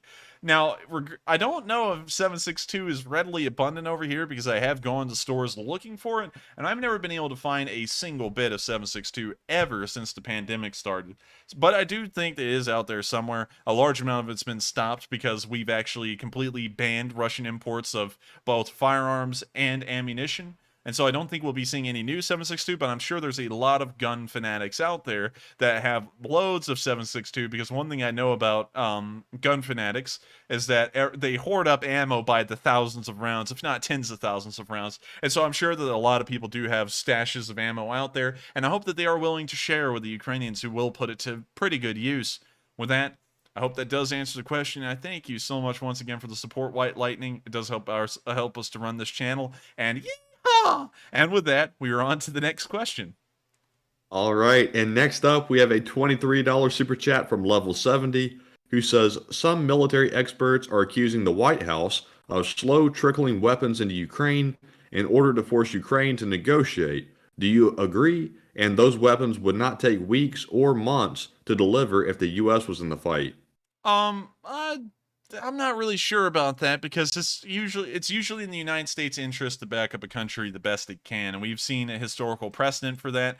For example, when we were helping to prop up the government in Afghanistan, there's no other way I can say that. We pretty much propped them up because as soon as we started to actually leave en masse, the government fell. So we were perfectly fine with giving them all the support possible to try and keep the government alive there. We, of course, spent as much time as needed in Iraq, which was about 10 years, to try and support the new government we installed there. We also are always involved in South Korea. There's a standing military force there by the United States of over several 100,000 that's always there. And also during the Korean War, I believe there were almost as many American soldiers in South Korea at one point as there were South Korean soldiers. Same goes for Vietnam. Usually when we get involved, we go the full 9 yards, and there may be a decent amount of red tape that's having to be cut behind the scenes in the military to try and get this equipment over there, and that's why it may be taking a while. We've also seen that they're not trying to be too rash and too fast with what they do, and I think that's an effort to also try and make sure that the Russians don't freak out and go ballistic. At the same time, from our perspective, just sitting out here, I do see that it's really annoying for the weapons to not be sent as fast as we would like, and I do agree it should be sent over much faster, but there may be reasons behind the scenes that we cannot see from our perspective that may be the explanation of why this is moving so slow. I also have to always keep in note that there are a lot of experts out there, and I'd like to make this clear again. There are a lot of experts out there, and they say a lot of things. A lot of things that these experts were saying at the start of this war is that Ukraine wouldn't survive longer than a week, and we're now at the end of the 18th week. So, I do get where they're coming from. It does seem like that, but at the same time, a lot of these so-called experts are almost half wrong on most of the stuff they say. And so while I can see some credit in what they're saying, I always want to give the benefit of the doubt in those kinds of situations. There may be stuff we're not seeing. And so with that, I thank you so much for the support, and I hope that does address the question. But I do hope that we were able to get more supplies over there faster than what we're currently doing, which seems to be about a month or two out. With that, I hope that does address the question, and I thank you so much once again for the support. And with that, we're on to the next one. And next up, we have a $20 super chat from one of our Japanese viewers, Osio Dohitsu, who does not leave a comment. But thank you very much for your support of the channel, and thank you for being a longtime viewer. And I think this is our last question of the segment coming up, Enforcer. Yes. Okay, so the last one of the segment goes to Rick McGee, who puts in a $20 super chat and says, based on history, what ends most wars? Economics, lack of resources or troops, etc. What do you think will end this war? Could you reread that one to me real quick? Because I saw Packetang talking about our yeehaws in the chat, and it kind of threw me off. And I think you just threw up a poll for that, didn't you? Yes, and the results are still coming in on that, so we'll see in a minute. But anyway, Rick said, based on history, what ends most wars? Is it economics, lack of resources or troops, etc.? What do you think will end this war? Usually it's a combination of all. It's always never just a single thing. Usually it takes a lot of things, kind of like the perfect storm all coming together to make something fail. Like at the end of Germany's time, they had run out of supplies like oil. For one, if you ever remember in World War II, one of the major things that they were always trying to secure was the oil fields in the Caucasus area, the Caucasus mountain range. They were also trying to secure the oil fields in the Balkans, so that way they had some kind of oil supply, because before the war they were almost entirely reliant on imports of oil. And so as the war continued on, they started to lose grip over these oil fields, and they had to start cutting off engines and keep engines not running if they weren't moving, to try and conserve as much fuel as possible. That's not just the only thing. That's a resource side of things. The Germans also started to run out of able-bodied men to continue fighting the war at that time, and so they had to start drawing up the Volkssturm, which consisted of children and old men. That's another example of them running out of manpower. Which was also another aspect of this whole entire situation. The third one was the economics. The Germans economically were falling apart. The Germans never instilled a rationing economy during the war. In fact, they never did anything rationing-wise and told everyone just go out and get whatever you want. And so due to that, and also due to the heavy strain supply-wise that a war puts on a country, the Germans started to run out of supplies all over the place, and the economy just fell into shambles. In fact, at the end of the war, the Reichsmark was nearly as worthless as it was during the Great Depression, nearly. So you can kind of see there that it kind of takes a combination of everything pulling together for a country to lose a war in that specific instance. And also in World War I, it was generally the same thing. But we won't cover that entire thing in every aspect of it just to save on time. Just take my word on it. It was practically the same. And so it takes a combination of all of those things to try and bring a country to its knees. If it's not doing well economically, but its military is still incredibly strong, the war can continue. If the military is not doing well, but they're doing strong economically, you can rebuild a military if you've got money. So that's another thing to keep in mind. So it kind of takes a combination of everything being depleted for something to come to a close. And we do see that the Russian economy is being brought to its knees. Of course, them not being able to pay the debts isn't necessarily a part of that, but we do know, based off an economic report we got the other day, and also due to the deflation of the Russian ruble to an unprecedented amount, it's having an astronomical amount of deflation. We know that the Russian economy is shrinking and dying at a very fast pace due to the sanctions as well. A lot of their industrial capacity is completely stopped because they don't have the required materials to continue on. The manpower side of things, we know that they've lost a large amount of their contract soldiers. They've lost nearly a quarter of the invasion force that they entered the country with. They've also lost a large amount of helicopters, aircraft, and very expensive weapon systems that are irreplaceable, which is, of course, depleting their resources in the military. And let's see, what was the third aspect I was talking? Resource-wise, they're not missing out on oil whatsoever, which is a very important resource to continue on a war. They're not missing out on that, but once again, kind of tying back into my economy argument, they're missing out on a lot of vital other resources like computer processing chips and such things like that are used in advanced weapon systems like tanks, ballistic missiles, cruise missiles, and other such things like that. So in all three aspects, we do see the Russians continuously being weakened, but at this moment, they haven't gotten to the level where it's like Germany in World War I or World War II, where they're literally hanging on by a thread, but they're getting there eventually. So with that, I hope that does answer the question, and I thank you very much once again for the support. Hope I answered that one fairly well. Wanted to make sure to give historical precedent on that one. But with that, we've now reached the end of this question segment. If you have sent in a super chat, do not worry. We will answer every single one of those by the end of the night. And you do not have to pay, and I repeat this again, you do not have to pay to have a question answered. We do try and answer as many live chat questions as possible near the end of the stream. Just @Enforcer or @EnforcerMatt with your question, and we will make sure to put it down to have it answered later on if possible. We can't answer all of them, but we will try and answer as many as possible. But with that, I thank you all once again for the support and the good questions as well. And with that, we're now going to be moving down into the Donetsk area and also the remainder of the news from the Southern Front and internationally. Starting off in Donetsk, we haven't heard anything from the Svitlodarsk area nor the Orlivka area, but we have gotten some news from Donetsk. Today we did see a DPR tank in action, firing indirectly at the Ukrainians from a very long range. Here's the video of that tank doing what I just described. You see it moving down this dirt road. It's now coming to a stop and turning the turret to the left. It appears that the tank may also be turning around. And now it's playing rock music. We can now see it firing indirectly, almost like an artillery piece at the Ukrainians. We can also see it's the T-72B, which is one of the older tanks that both sides are fielding, but Ukraine is fielding these in somewhat smaller numbers. It's now moving on down the road. Now it's moving at full speed down a tree line.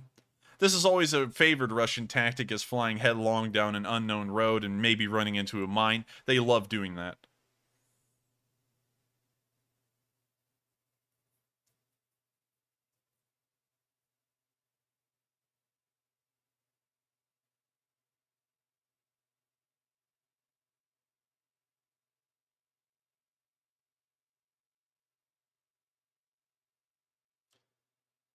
Now it seems to be firing into a tree line. I've been watching this footage and I've been thinking, it's kind of And you know, it may be so. It may be firing into the tree line, but of course, the Ukrainians would put the drone into a perspective where you could see the tank actually firing at the tree line, and then these explosions.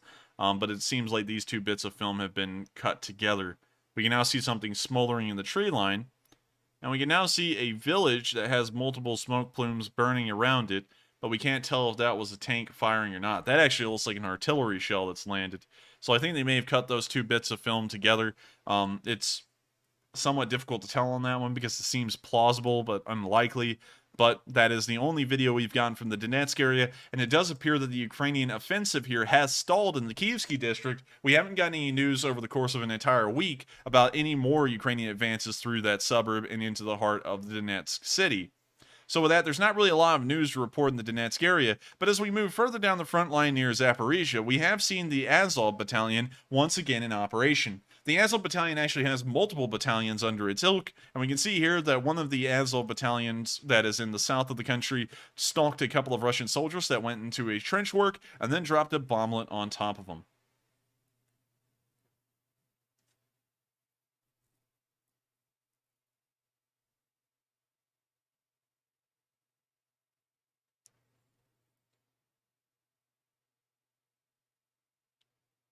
They're now highlighting the Russians moving through the trenches. What you see is a pretty extensive trench work, and credit to the Russians here. I don't know if this is a Ukrainian captured trench or if they actually made this one, but this one actually seems to have some pretty decent breaks in the trenches and also a large amount of bunkers, which is a first for the Russians. We've never seen them do that.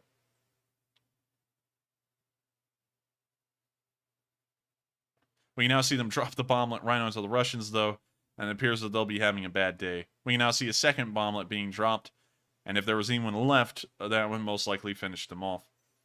Hopefully the Ukrainians are able to continue defending their country, and it does look like the Azov battalion that is in the southern part of the country is still doing as much work as possible to try and make sure that the Russians don't gain any more ground and put more civilians at risk. So great to see, and we're now going to be moving further down the front lines and past the Kherson area, which surprisingly we've had no news to report of. We don't know what's going on with the Ukrainian counterattack. We have heard a suggestion, I haven't had anything to confirm this, that the Ukrainian government put everyone on a blackout phone-wise and told everyone not to record videos or anything of the counterattacks going on in Kherson, so that way the Russians don't get any additional information. So the counteroffensive may be successful today, but we have no video evidence to back that up. So right now we're going to say the front line remains stagnant here, and there's been no activity that we can attest to as far as today is concerned. But in Mykolaiv, we did see another unfortunate occurrence, and I did see an unfortunate picture I could not include on stream, but I will describe it. Here we can see an impact into a residential building with a Russian cruise missile.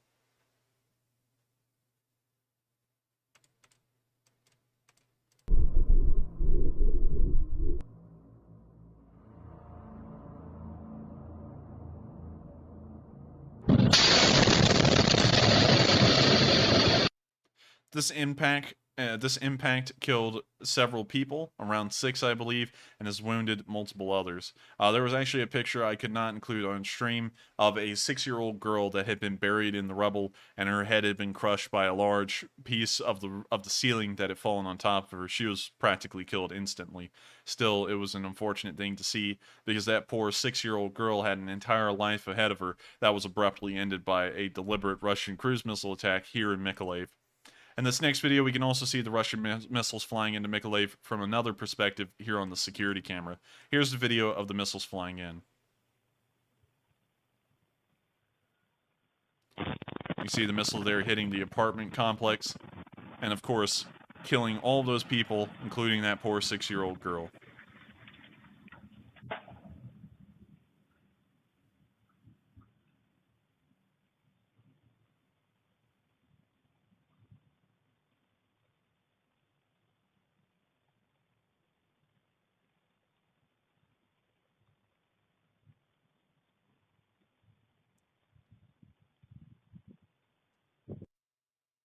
Sad thing to see, and I feel for all those poor Ukrainians, and especially the poor kids, you know, because when I think about myself as a kid, that that's just the saddest thing ever, because when I was a kid, of course, I was just a goofy kid like every other, just having fun and going around, not really a care in the world, and thinking that these poor kids are now being put in situations where they get killed like this. In the middle of their sleep, this girl was actually in her bed when that giant piece of ceiling fell on her and killed her.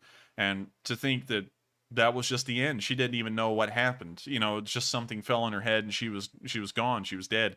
And to think that a poor kid like that has been killed once again by the Russians, and the Russians have no care in the world. They probably deliberately attacked that apartment building just off of a rumor that it may have been having some kind of military activity within it, is sickening. And I believe that this should be another reason that the West should support Ukraine more with weapons to make sure that they can defend themselves better, and most particularly missile defense systems, so that way they can shoot down these incoming ballistic and cruise missiles before they can make it to these cities and actually kill these poor innocent people who have done nothing rather than live there. And so with that, we're now going to be moving out of the Mykolaiv area, and from that unfortunate news, and we're now going to be moving to some big news across the pond in the United States.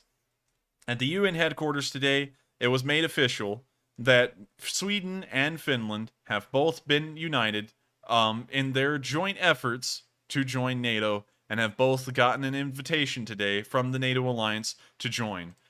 Now, we knew that that was going to be the direction it went in today. We, of course, got yesterday the official confirmation that Turkey had no objections to Sweden and Finland both joining. Funnily enough, that kind of agreement was actually made over a coffee break. Instead of around the 5 or 6 hours in negotiations that they had beforehand, all of them went for a coffee break and then came up with the agreement there. So it appears that coffee is the ultimate factor that will get the Turks in line with what you want. And also, historically, the Turks, along with most of the Arabian countries, have always been the ones for coffee. Interesting story.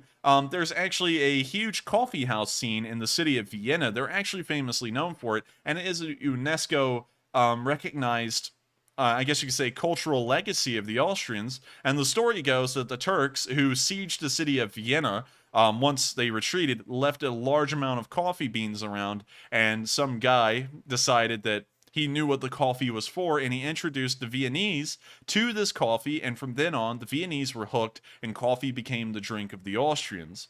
They still have a lot of the coffee houses around, and surprisingly enough, a lot of modern political ideologies like communism and fascism kind of circled around more so in the Viennese coffee houses than anywhere else in the world. It was pretty much an intellectual hub at that point for brand new and, I guess you could say, revolutionary ideas. And the communist perspective, it was literally revolutionary. But still a very interesting story, and it is cool to see in a way that that kind of came full circle with the Turks, you know, being big coffee fans historically, and that they came up with an agreement over a coffee break. That was really funny to me, and I think that was a really cool thing to hear from the Finnish negotiators that gave out that little bit of a tidbit. So hopefully Sweden and Finland will be on the fast track to join NATO soon, and hopefully we'll see them go from invitees to actual members within the next few weeks or the next few days.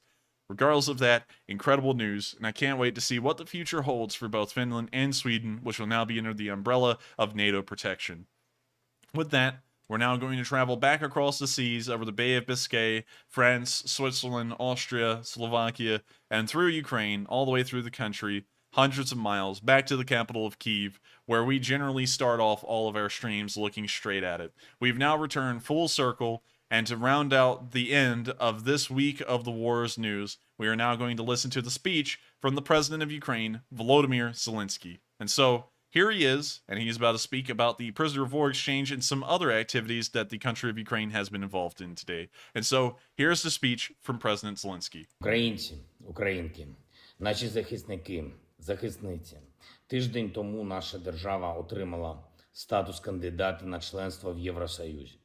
А вже сьогодні зроблено черговий крок на шляху до членства. Дуже практичний крок. Підписано транспортний безвіз.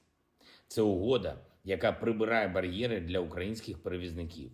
Більше не треба чекати дозволів на вантажні перевезення. І це дозволить значно наростити експорт українських товарів автотранспортом. Саме таке завдання у нашої держави зараз – не втрачати жодного тижня у відносинах з Європейським Союзом. Ми постійно будемо, попри цю війну, попри всі складнощі, робити те, що наближає нас до повноправного членства в Євросоюзі. До речі, вчора я провів спеціальну нараду, велику нараду, було 28 учасників, які представляють і виконавчу, і законодавчу, і судову гілки влади. У держави буде відповідний документ, чітка карта дій, яку зможе перевірити будь-який громадянин і будь-яка громадянка України, що потрібно зробити державним інституціям, щоб ми свою частину роботи на шляху до Євросоюзу виконали. Вже 1 липня цей документ буде представлений. Сьогодні вранці взяв участь у засіданні саміту НАТО. Це особливий саміт. Саміт трансформації. Альянс змінює свою стратегію у відповідь на агресивну антиєвропейську політику Росії і російську війну проти нашої держави. Очевидно, що гарантувати безпеку в Європі в таких умовах неможливо без нашої держави. І ми зробимо все, щоб ця очевидність була трансформована в конкретні рішення для України, для Альянсу. Нам потрібні чіткі гарантії безпеки. Вони у нас будуть. І я сьогодні звернувся із цим закликом до членів НАТО знайти такий формат рішень, який передбачав би повноцінну участь України в нашій спільній європейській архітектурі безпеки. Закликав держави НАТО прискорити постачання систем протиракетної оборони для України і значно посилити тиск на державу-терориста. Один тільки сьогоднішній удар Росії по місту Mykolaiv, одразу 10 ракет і всі по цивільних об'єктах, доводить абсолютно для всіх у світі, що тиску на Росію недостатньо. Одна з цих ракет, надзвукова протикорабельна ракета «Онікс», зруйнувала звичайну 5-поверхівку. Розбір завалів тривав протягом дня. Станом на цей час відомо про 5 загиблих. А ще удар по Очакову, по Дніпру. Продовжились російські обстріли на Харківщині, в Сумській області, також на Донбасі, Lysychansk, Авдіївка, громади на Бахмутському напрямку. Ситуація там залишається наджорстокою і дуже тяжкою. Робимо все для того, щоб забезпечити для наших військових сучасні артилерійські системи, щоб належним чином відповідати окупантам. Росія все ж таки вичавила з Сирії повідомлення про нібито визнання окупаційних структур на Донбасі як нібито держав. Це нікчемна історія. І в такому разі жодних відносин України з Сирією більше не буде. А санкційний тиск проти Сирії буде. Навпаки, ще більше. Вперше за всі роки незалежності сьогодні відбувся візит в Київ президента Індонезії. Дуже впливової держави, яка може значно постраждати від спровокованої Росією продовольчої кризи. Тож це були важливі переговори, які відкривають для України ще один стратегічний напрямок відносин з Азією. Також Україну відвідав один з найвідоміших бізнесменів світу – Річард Бренсон. Він більш ніж просто підприємець, він візіонер, людина, яка працює заради прогресу і кращих технологій для усього людства. Його приїзд в Україну, і саме зараз він побував в Гостомелі, де обговорював, зокрема, і можливості відбудови аеропорту, і побудови нашої мрії, найбільшого в світі літака. Це дуже потужний сигнал всім у світі, що Україна точно вистоїть у цій війні. Я вдячний пану Бренсону за його готовність долучитися до післявоєнного відновлення нашої країни. І ще одна оптимістична, дуже важлива новина. Повернули додому 144 українських воїна з російського полону. 59 бійців Нацгвардії, 30 військово-морських сил, 28 армія, 17 прикордонників, 9 тероборонівців, 1 поліцейський. Найстаршому зі звільнених 65 років, наймолодшому 19. Зокрема, додому повертається 95 захисників Азовсталі. Я вдячний Головному управлінню розвідку та усім, хто працював на цей результат. Але про це згодом. Зробимо все, щоб повернути додому кожного українця і кожну українку. Дякую ще раз. Слава Україні! And with that is the end of President Zelensky's speech for the day, and that rounds out the 18th week of news here in the war in Ukraine and the end of the Day 126 news segment. We're now going to be moving on into our question segment. Of course, we'll be answering quizzes and such things like that on the stream, just so that way people have something to see instead of just looking at this map. But if you were here for the news alone, I thank you all so much once again for watching, and it has been a great pleasure for me to report the news for the day, and I hope you all found something informational and informative about the news, because I try my best to make sure that the news is as best as possible. And with that, thank you all so much for watching, and we're now going to move into the question segment, and we're also going to try and get some quizzes up, so that way we can have something interesting to do in the background. And so with that, what do we got, Matthew? All right, so first up, I want to recognize a few super chats that came in without any comments. We have a $20 super chat from BC Skyman, a $10 super chat from Devin Betterton, then we have another $10 super chat from Greg Carmen, and then a $5 super chat from LG, and it looks like the last one here is a $4 super chat from Junebug with the 72 at the end. So thank you very much to all of you for your support of the channel. You didn't leave comments, but we appreciate the support nonetheless, as always. So let me find my place here real quick. It looks like our first super chat up is from Kaltenberg, who puts in a $20 super chat and says, "Never run in front of a gun." And I have to say, Kaltenberg, you are like the oracle of wisdom tonight. I love these sayings. I have to agree as well. That is definitely an oracle of wisdom to go by. Never run in front of the gun. That's not a good idea, because it's just not. I mean, you know, it's very dangerous to say the least. So unless you're a Russian soldier, that is. That's true. But with that, I thank you very much for the support, Kaltenberg, and I hope that does kind of address the comment. There's not really a lot for me to comment on. I just agree 100%. But with that, I thank you so much for the support, and I hope that does address the comment. And with that, we're on to the next one. And thank you for being a longtime viewer, and of course, always supporting this channel. And with that, we're on to the next question.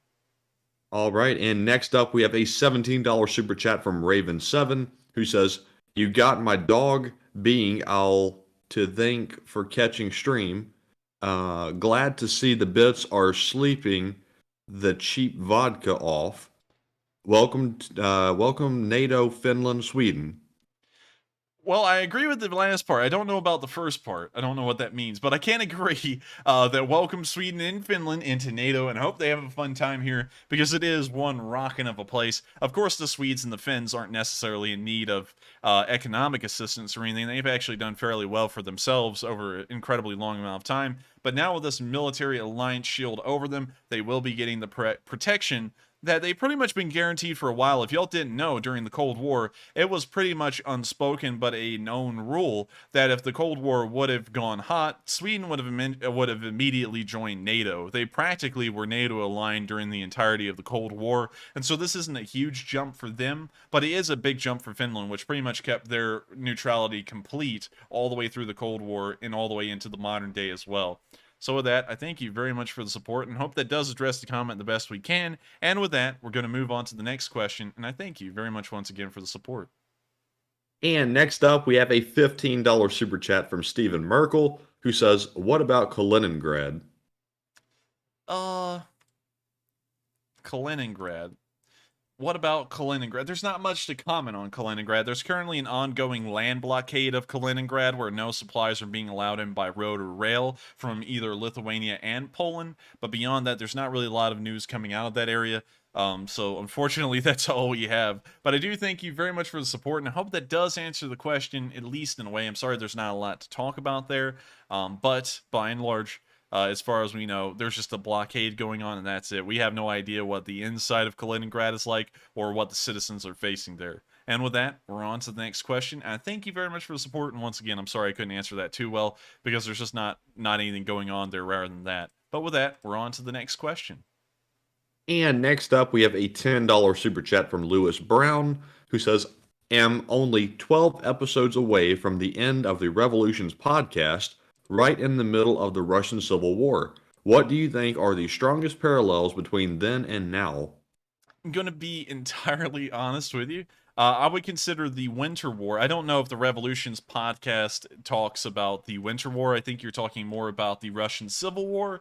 And I don't really think the Russian Civil War has a lot of comparisons to be drawn with the political and diplomatic situation surrounding it that we're seeing now. A lot of people may not know this as well, but there was actually an American expeditionary force that went into Russia during the Civil War and fought the Reds directly, and I don't think a lot of people know that, but that is an interesting unknown bit of American history, is that World War I soldiers, dressed a lot like the thumbnail that I have, went into Russia and literally fought the communists in Russia during 1918 to, I believe, 1919. It was pretty much at the start of the Russian Civil War, but sadly, I don't really think there's a lot of parallels in between the Russian Civil War and what's going on now. If we were talking about something like the Ukrainians having an internal civil war, I believe that would be similar, but once again, this is a fight in between two nations and not necessarily two political factions within a country. So sadly, I don't think there's a lot of comparisons in between those two groups, but I do thank you very much for the support, and I hope that kind of does answer the question, at least in my opinion.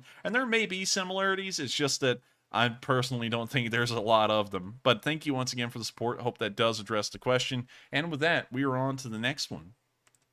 And next up, we have a $10 super chat from Patrick Sheehan, who says, Slava Ukraine. And I thank you very much for the support, and Slava Ukraini. And with that, we're going to move on to the next question, and thank you once again. And moving on, we have a $10 super chat from CC, who says, do you think that any country will boots on the ground? Let me reread that. I think they meant to say, do you think that any country will put boots on the ground to help Ukraine? No, I don't think so. That's kind of one that I can put down really easily because all the countries that would come to Ukraine's aid right now are all NATO members, and so they have a large amount of political pressure put on by them by the Western countries like Germany, France, the United Kingdom, and the United States that would most likely not lead to countries like Romania, Poland, or the Baltic states directly supporting Ukraine through the force of arms. So I don't think anyone's going to be coming to Ukraine's aid with soldiers in the field, but I do think they'll continue to bring in aid as in equipment being sent over, like SPGs, artillery in general, anti-air systems, and such things like that. But I do thank you very much for the support. That, once again, is my opinion, and I think that it largely stands true because the Polish, if anyone, have been the most apt to try and enter Ukraine as fast as possible with their own soldiers, but they've always been stopped by the United States, and also I believe the British as well, who have pretty much put pressure on all of them to not do anything like that because that could drag the rest of NATO into war. So with that, I hope that does answer the question, and I thank you very much for the support once again. And with that, we're moving on to the next one. And next up, we have a $10 super chat from John G, who says, hey, Enforcer, long time no see. I'm sorry about that. So glad to see Norway, along with Britain, are sending the big guns. And I do agree as well. We do know that the British are sending M270s. I'm not exactly sure what the Norwegians are sending. I haven't heard a lot about their aid as of recently, but I do know that the British, the Germans, and the French are sending M270s. We haven't heard... Well, no, I'm sorry, correction. It was the British, the Germans, and I believe the United States that were sending the M270s. I don't believe the French were. But of course, it's great to hear that that kind of support is being sent over, and that is definitely going to help out the Ukrainians in this war, because those kinds of heavy rocket launching systems, heavy MLRSs, are certainly game changers for Ukraine and the situation they're facing right now. So of course, huge credit to Britain, and a huge credit to Norway as well, because they have sent over a large amount of arms. It's just that I haven't heard about it recently to help out the Ukrainians in this war. And so with that, thank you very much for the support once again, and for helping out this channel. Every little bit of support helps us to continue running, and of course, we're greatly appreciative. If it wasn't for our viewers' support, this channel just couldn't exist. So with that, thank you once again, and we're now going to move on to the next question. I hope that addressed that comment fairly well. And with that, we're on to the next one. And next up, we have a very generous $50 super chat from Tangan Bragiri, who says, everybody push that like button. And I do agree, and I thank you so much for the huge support, Tanging Brigiri, and I highly recommend that everyone does click the like button. This helps the Lee Spring Army to grow, and if you would like the Lee Spring Army to reach 100,000 members, please make sure to hit that like button because it'll help us to grow this community and, of course, grow this channel so we can move on to even bigger things after the war, like covering news on a regular basis. And so with that, we're on to the next question, and I thank you once again for the support. And moving on, up next, we have a $10 super chat from Koala Resistance, who says, Enforcer, the U.S. is purchasing NASAMS anti-aircraft system to provide medium to long-range defense, hopefully before the year ends. Are they better than the Patriot or Iron Dome? Can you speak out the name to me again real quick on that one? NASAMS. NASAMS. Is that spelled like N-I-S-A-M-S? It's NASAMS. NASAMS. It seems to be, has an effective firing range of 30 kilometers. If we take the Iron Dome, let's take a single Iron Dome system and compare that to it. It has a... One second, let's see if we can get a range on the Iron Dome. I don't see one here. Interesting. I don't know if this thing does have a range. I mean, it's not telling us the range. I know it has one, but it's not going to tell us this publicly. Let's see. Destroy rockets, artillery shells fired from a distance of 4 kilometers to 70 kilometers away. So this thing can shoot anything down from 2.5 miles to 43 miles away. The NASAMS, however, can only reach out to 30 kilometers, which if we were to compare that to the Iron Dome, that's less than half of what the Iron Dome can do in terms of reach. And so it's an incredibly short-range system. And it looks like it is developed to shoot down UAVs, helicopters, cruise missiles, drones, pretty much.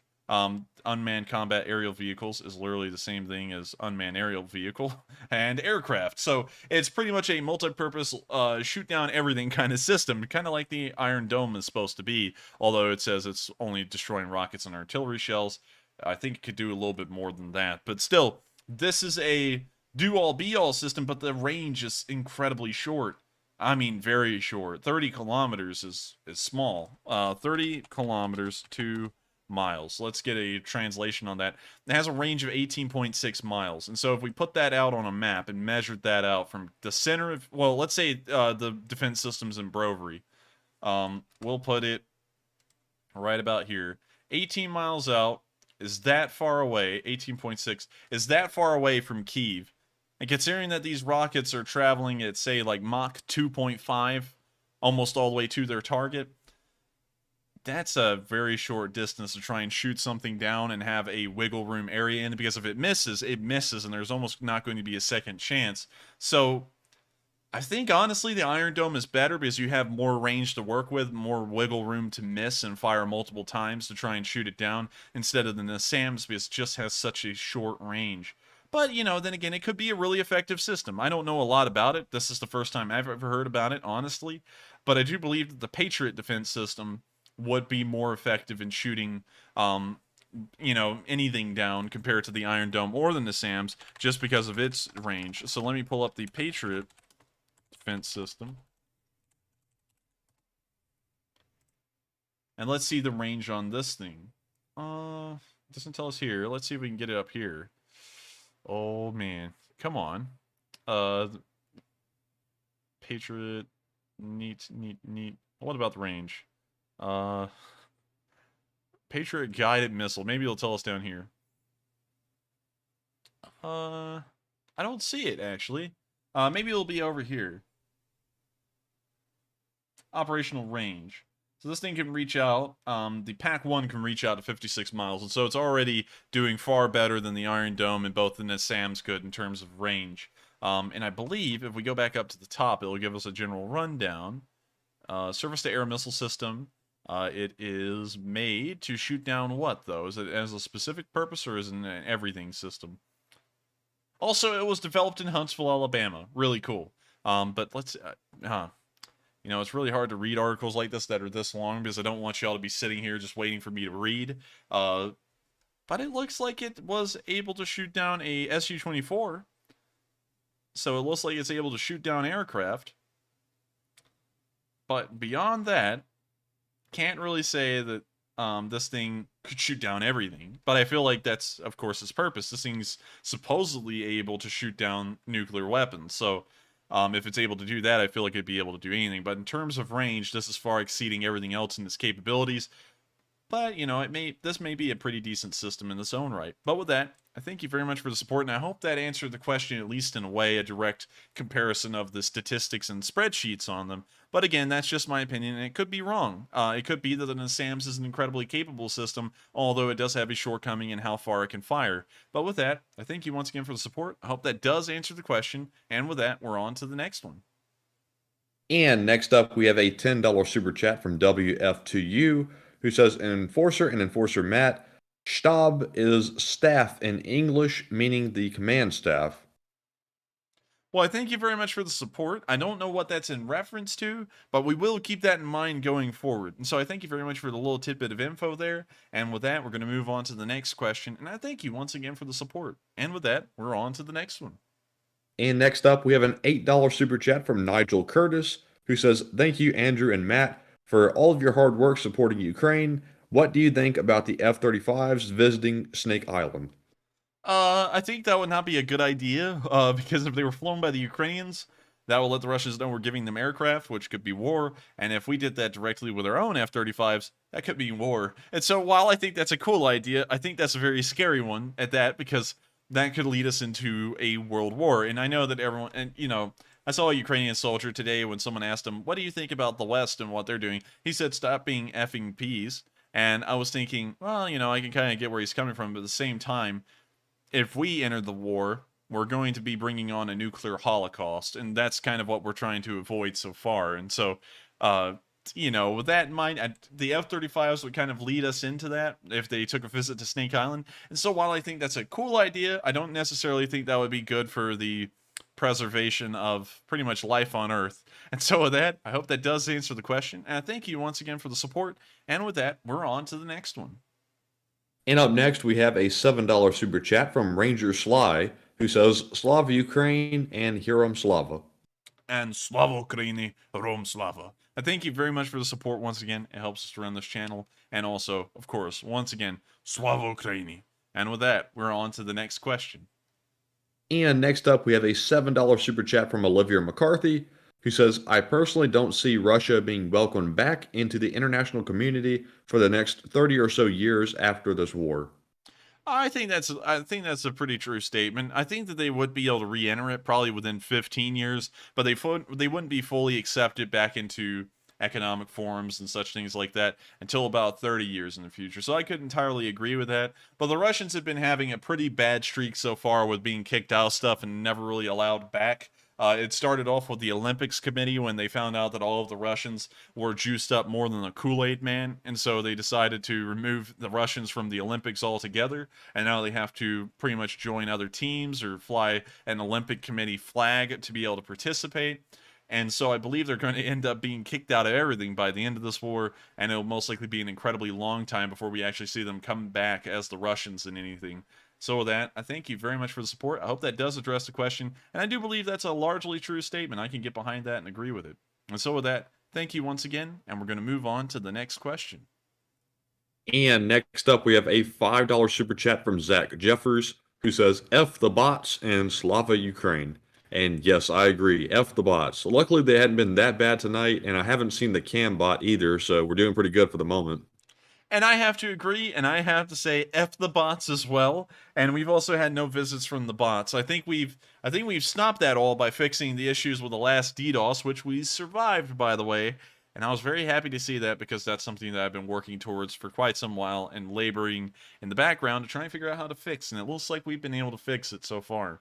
And so with that, thank you once again for the support, and we're going to move on to the next question. I'm actually going to try and find some history quizzes I can answer. Y'all saw me, like, fail the one on French historical landmarks. I'll be honest, I don't know a lot about French historical landmarks rather than a few, but I'll try and get one that's a little bit interesting to cover. But with that, we're on to the next question. And next up, we have a $5 super chat from Khan Azor, who says, in a way, this war went back to World War One. We went from dropping grenades from biplanes to dropping them from drones. So is this a high-tech version of World War One? Honestly, I would say it is, because we've seen pretty well, at least in the terms of ground taken. The amount of ground taken has been astronomically high. Well, not really. No, I would actually agree with you. This is very much like World War One. We saw the Russians kind of commit a Schleifen plan and get stuck with the miracle at the Marne, which in this case is kind of like the Severodvinets River here in the south. Now they're stuck there, and we see some breakthroughs occurring here and there. It's still the early part of the war, kind of called the frontier period historically, but we can see that the frontier period is coming to an end, and the front lines are starting to solidify for the large part. And, you know, we see a large amount of trench warfare, a large amount of very static fighting, heavy artillery usage, and also drones are starting to replace aircraft and helicopters in general with attacking infantry on the ground. And of course, they're using smaller munitions like grenades. And so I could agree, yeah, it does kind of look and heavily resemble World War One in a way. The only thing it's missing is poison gas, really. But hopefully we'll never get to that point where anything like poison gas is actually used. But I do thank you very much for the support, and I can entirely agree. It is pretty reflective of World War One. And with that, we're on to the next question. But thank you once again for the support and for bringing up the good point. And William Allen puts in a $5 super chat and says, Enforcer, what is the scoop on Turkey sending S-400s to Ukraine? Turkey sending S-400s to Ukraine. I have never heard about that. Turkey sending S-400s. Turkey says it says idea to send its S-400s to Ukraine. Quite unrealistic, and that was in March of 2022. So I was about to say I hadn't heard anything about it, and it looks like the Turks pretty much shot that down in the middle of mid-March, which was months ago at this point, about 3 or 4 months ago. So unfortunately, it looks like they'll never be sent over as far as this is being said. And so with that, I hope that answers the question. That was a really brief one, but it looks like it was kind of on the table for a little bit and then got shot down pretty much instantly in the early stages of the war. And so with that, we're going to move on to the next question. And I thank you once again for the support. And with that, we're on to the... Oh, all right. And up next, we have a $5 super chat from Thomas Kruger, who says, Enforcer, have you heard any news about the Mariupol songbird, Katerina? I did, a little bit. I don't really focus on people, like specific individuals, though, a lot, and I'll explain why. If I was one of those people who really harped on individuals, I would have worshipped the ground that Wally walked on, and then Wally went over there. He saw what a normal war looks like, a real conventional war where you're not fighting goat herders in the Afghan mountains that, you know, hate the West and have an AK. And he actually saw real conventional armies clashing it out full scale on a front line. He got freaked out and ran away, and then started saying a whole bunch of negative things about the Ukrainian military and how the war was being fought. And honestly, when you listen to what he was saying, it sounded like he was freaked out because it wasn't a controlled situation like it was in Afghanistan in a way, where it was small skirmishes occurring. It was a massive war going on, and apparently that got to him, got in his head, and he left. And if I had harped on that single individual, and then he had gone back to Canada and started saying the stuff he said, that would have thrown everything I was doing off the rails. I would have had to have just ignored him, and that would have caused a lot of problems. And I don't really focus on people in general because I like to focus on the big image and the bigger idea of what's going on in a war rather than just the individual people. Because once we do that, we start to fall into like celebrityship in a war, which seems very weird and questionable to me. And the only person I'll give a lot of credit and focus on as an individual is Zelenskyy, because he's representing the entire nation. But I don't really like to give a lot of attention or a huge spotlight to specific individuals because, you know, truth is some of them have been killed. Like there was a NATO sniper supposedly that went to Ukraine and within a week he was killed just outright. So I don't really cover those individuals a lot. I had heard about them, but I don't know a lot about their story or anything in particular. So with that, I thank you very much for the support. I hope that does answer the question, and I hope that kind of explains why, while I have heard of them, I don't really focus on them a lot. I feel like focusing on individuals is not necessarily a great thing to do in a war, in my opinion, and I feel like it's more important to focus on the bigger image and the collective of what all of the combined efforts of Ukraine is doing instead of just the efforts of one single person. But with that, thank you once again, and we're going to move on to the next question. And up next, we have a $5 super chat from James Lynn, who says, did you cover the Norwegian cyber attack, NATO Article 5, or the admission of Finland or Sweden? We did cover the admission of Finland and Sweden. I think, what was the question about Article 5? I'm not sure where that fit in, but he said, did you cover the Norwegian cyber attack? I did not cover that, unfortunately. So... one second, I had to get that one wrong so I could answer that. I haven't heard about that. I haven't heard about any Norwegian cyber attacks, and I don't know about the other thing. Could you just reread the whole question to me real quick, Matthew? Yeah, he said, did you cover the Norwegian cyber attack? And then in parentheses, he put NATO Article 5 or the admission of Finland and Sweden. I haven't been able to... I haven't answered that because... well, that's the wrong thing to say.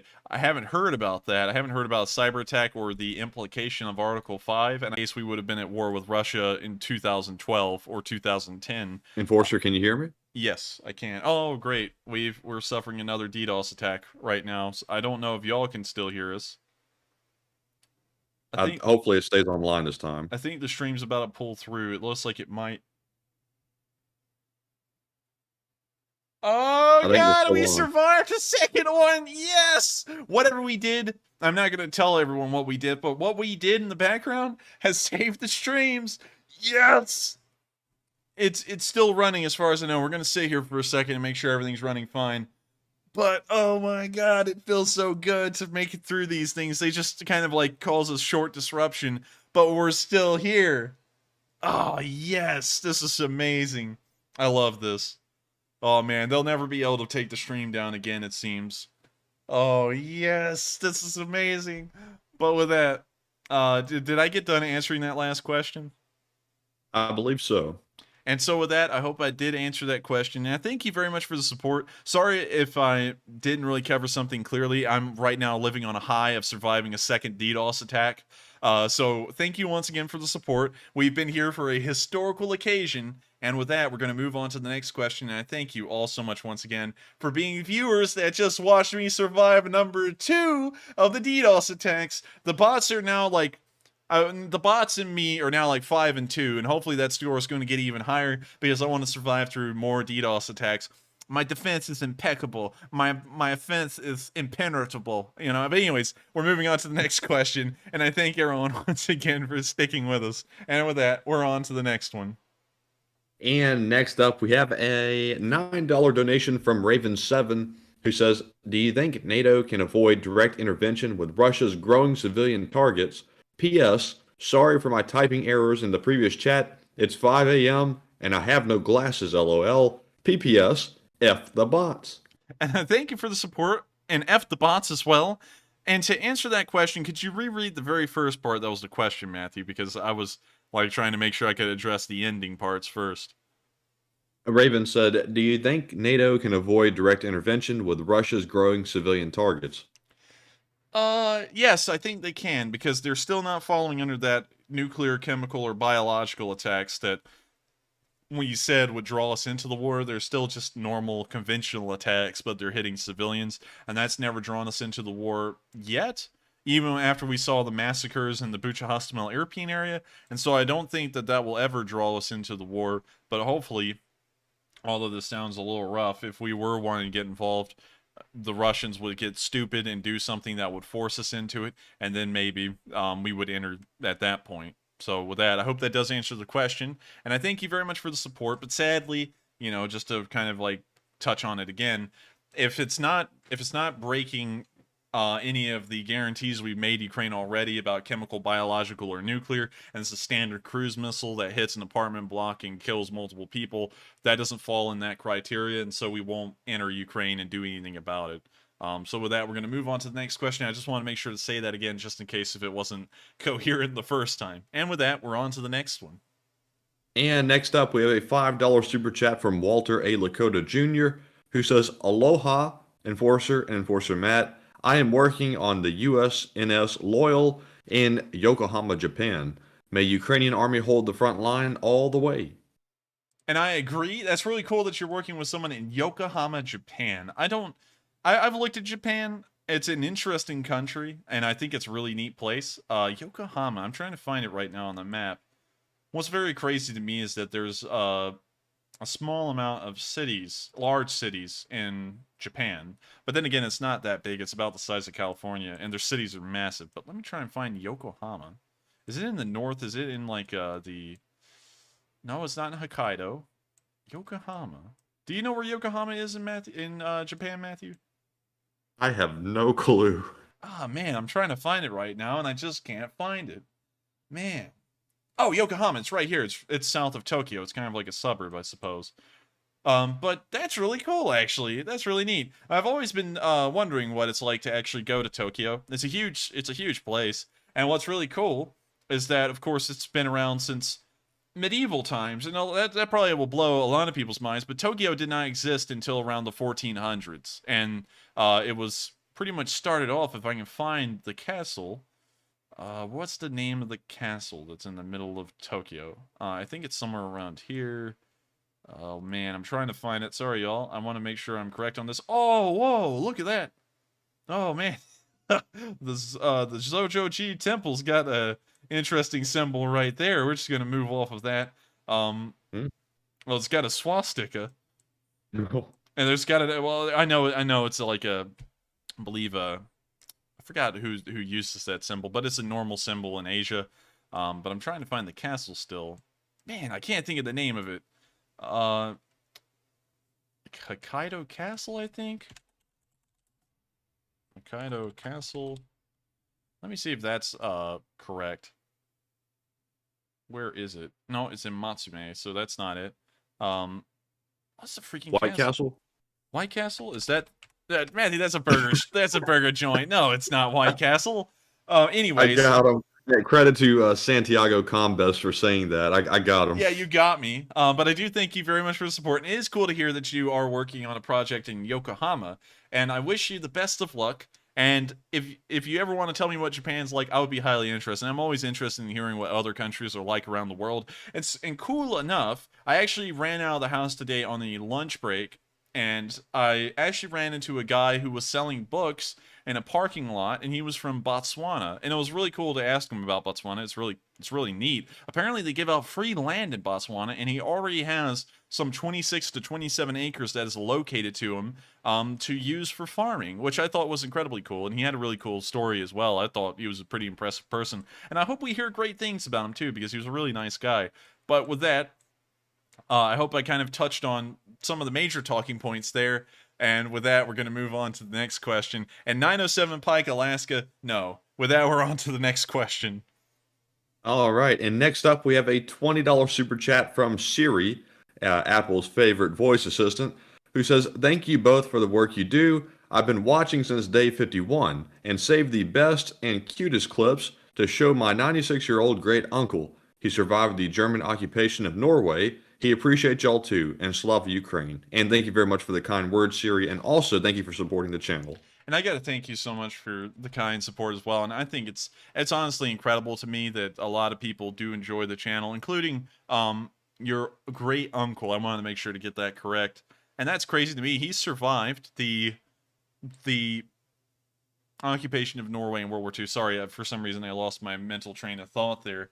And although there's a massive generational gap in between him and me, he still finds what I say very interesting. I find that to be a high honor, that what I say is able to be understood and assessed reasonably by everyone across all generations. And I think that's something incredibly nice, because these days people try and make artificial divides of people based off of their generation, although I think there's really not a difference amongst them, you know, on the surface. You know, of course, when you get into detail, there is. But I thank you so much for the kind words, and it's really cool to hear that you've been watching for 75 days now. That's a long time. Of course, we've had viewers who are still on here that have been watching since day 4 or 1, and if y'all would like, I think this would be really interesting. I think you would be interested in this too, Siri. If y'all would like to put in the live chat the number of the day that you first started watching this channel, please do so. So if it was like day 1, put just number 1. If it was like day 4, put 4, and you know, so on. And so I would like to see how many of y'all have been watching since almost the very beginning and how many of y'all are new. But I do thank you so much for the support, Siri, and I'm glad that both you and your great uncle enjoy our streams. And it's a high honor to know that we reach people all around the world, including in Norway, which I think is a beautiful country and has a really cool history as well. Not the Viking history. I mean, like, that's cool, but it's overdone. I think, honestly, the more modern history of the Norwegians from about 1600 onwards is really cool. But with that, we're on to the next question, and I thank you once again for the support. And up next, we have a $5 super chat from CA Lags, who says, I know how Russia can shorten their border with NATO. Give up Kaliningrad. Yeah, that's a really good idea. That's actually a really smart one. I wonder how much that would stop the, well, how much front line that would cut out. So, all right, 69, nice. 124, 150 nearly. All right, we're at 160, 180, 204, 230. That would cut out an additional 250 250 miles of front line for him. I think that would be an even trade, losing 250 miles of front line and gaining nothing in return. So I think that's wonderful. So I thank you very much for the support and the bright idea. I honestly gotta say, that's a pretty smart one. And with that, we're on to the next question, and I thank you so much once again for the support. And with that, I'm actually going to answer the last 4 questions of this quiz, which ratified March, consider the first Constitution, Articles of Confederation. With that, we're on to the next question. And next up, we have a $5 super chat from Kevin B, who says, if you run in front of the gun, you're not going to have fun. South Park, Mr. Mackey, okay. Okay. I do know what you're talking about there. I have seen a little bit of South Park, but I don't watch a lot of that kind of stuff. But I have seen it here and there to know what you're talking about. But I do thank you so much for the support, and I have to agree, running in front of a gun is not fun. I've never done it myself. I think that's why I'm still here to talk about it. But I shoot a decent amount of guns, shot a lot of them, and it's never a smart idea to run in front of one, regardless of what it is. Even when I go into gun stores and there's just a gun laying on the counter, I always try and stay out of the way of the barrel, just in case if it's loaded and some idiot just walks by and is like, what about dry firing it? And he pulls the trigger and there's like a bullet in the chamber and I get shot. I always just try and avoid stuff like that. I generally, my number one rule is that I don't really trust other people around guns when they're around, rather than my family. Matthew's pretty responsible with guns, and well, yeah. Anyways, with that, I thank you very much for the support, and with that, we're going to move on to the next question. All right, and next up, we have a $5 super chat from Fife, who says, do you think Belarus joining in on the war would change the view on intervention? Who joining the war again? Could you reread that part to me? Belarus. Belarus joining the war, would that really change things? As far as we can tell, they actually only have about over 10,000, in between 10 to 20,000 active soldiers that could fight in this war.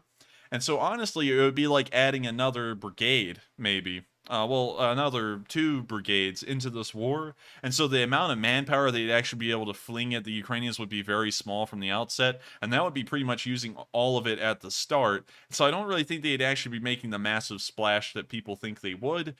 And I honestly think they wouldn't even attack on a new front. They would most likely just move those units down into the eastern area so that way they could get some Russian support. Oh, Matthew, it's here! Oh, it's the cam bot. It's here! It made it here! Get it out of here! It's gone. Man, what was up with the letters on it, too? Like, it's all wonky looking. Yeah. But anyways, with that, I hope that does answer the question. And I thank you once again for the support. And with that, we are on to the next question. All right, and we have a $2 super chat from Raquel8, who does not leave a comment, and thank you very much for your continued support of the channel. And our final super chat of the night goes to StrayCat241, who puts in a $2 donation and says, thank you, Nightbot. Well, I thank you so much for supporting our Nightbot. It's just a bot.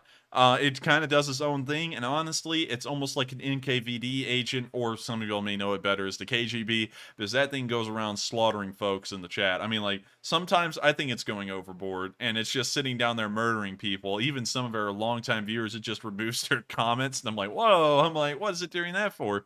But I do thank you very much for supporting it. It is kind of our KGB agent in a way, our live chat KGB agent. And so with that, thank you once again for the support, and we've now covered all of the live chats, well, the super chats for the night. That doesn't mean you can't throw one in. We're not putting a cutoff, but we're going to answer as many live chat questions as possible over the next 10 minutes, and so we're going to go on until 12:40 Eastern time, and once we reach that time, we're going to round out the questions for the night and end the stream. And so with that, on to our first live chat question. And our first live chat question is from Johnny, who says, Enforcer, when will Ukraine get the Iron Dome system? People, oh man, people keep on asking me the questions that are really tough to answer. That's a tough one to answer because I don't even know if the Israelis are actually dedicated to sending one over right now. That's kind of something that is being thrown up in the air. They're also trying to put Benjamin Netanyahu back in charge of the country, and I don't know what his stance is on Ukraine right now to be able to say what he would do, and I don't even know what the progress of that is right now. All I heard was last that I ever heard of anything, they were trying to put him back in charge. I don't know if that happened or if it failed, but if he is back in charge, a new government might have different ideas in Israel. So I don't know if they will be sending the Iron Dome to Ukraine, to be honest. I'm kind of a little ignorant in that field because nothing's really developed with it for so long. It's kind of been put up on a shelf in my mind to die. But I hope that kind of answers the question in a way, considering that nothing's happened for it for so long, it may not happen at all. So with that, hope that does answer the question. And with that, we are on to the next one. And next up, we have a live chat question from Andrew, who says, can Ukrainian grain be transported to Romanian ports for export? It can. That is something that is possible. But however, that grain being shipped over such a long route by train could pose a lot of issues. One does have to remember that the grains were, of course, transported by train before, but they were loaded onto trains and then sent to the port cities of Odessa, Mykolaiv, or Mariupol. From there, large aggregate storage ships would pick up the grain and then they would ship it worldwide. And that's a very efficient way of sending the stuff out, from Ukraine, because it's not burdening the railroad system with a massive amount of traffic. If they were to try and do that with Romania, the railroad systems would most likely get overlogged with grain trains that are trying to move the grain into Romania. So it's possible, but I feel like the total volume of what they could send to Romania wouldn't be the maximum of the amount of production they've had, but at the same time, it would be moving some of it, and that's very important. I don't know how much, but it would be at least fixing the problem a little bit. And I always say something is better than nothing, and I still believe that's true. And so with that, I thank you very much for the question. That was a really good one. I hope that does answer it. And with that, we're on to the next one. And next up, we have a question from Ukraine F. Putin, who says the USA has contracted to sell 500 HIMARS to Poland. How come we're only providing 8 to Ukraine? 500 HIMARS? Yes. And when was that? Let's see. I'm not sure if I understand the question because they say the U.S. has contracted to sell 500 HIMARS to Poland. How come we're only providing 8? I'm not sure who we are. I don't think we, as in the United States, have sent an order of 500 HIMARS to Poland. Let's pull up Polish Army equipment, because I think that number is so high, it seems unreasonable. So let me check. I mean, like, the United States doesn't even have that number of HIMARS. Why would the Polish get so many? Let me go through here. Like, you blew my mind, man. I was like, 500 HIMARS? Wow, they actually got a pretty decent little number of stuff here. They're going to have M1 Abrams soon. They have some Leopard 2s, some PT-91 Tuardes, which are kind of neat. And then some T-72s, of course, but small number. They have some crabs. They have 62 crabs right now. What? Oh my god. They really do. Additional 500 launchers. That's going to put them higher up in numbers of HIMARS than the U.S. God, that's insane. But yeah, they don't have those. They put in an order for them, but that doesn't mean they're out there. You know, we'll have to produce those brand new. So the reason why we may have sent them 8 is because we're pulling those out of U.S. Army inventory, which we only have around 400 of them in the Army. And that's why, you know, because of course while it's very important to support Ukraine, we always have to make sure that our military is squared away and good to go if it ever had to go to war at a moment's notice. And so a large amount of those HIMARS have to be remaining in the U.S. Army. And so I hope that kind of answers the question in a way, but I cannot believe that apparently there's 500 MLRSs on order.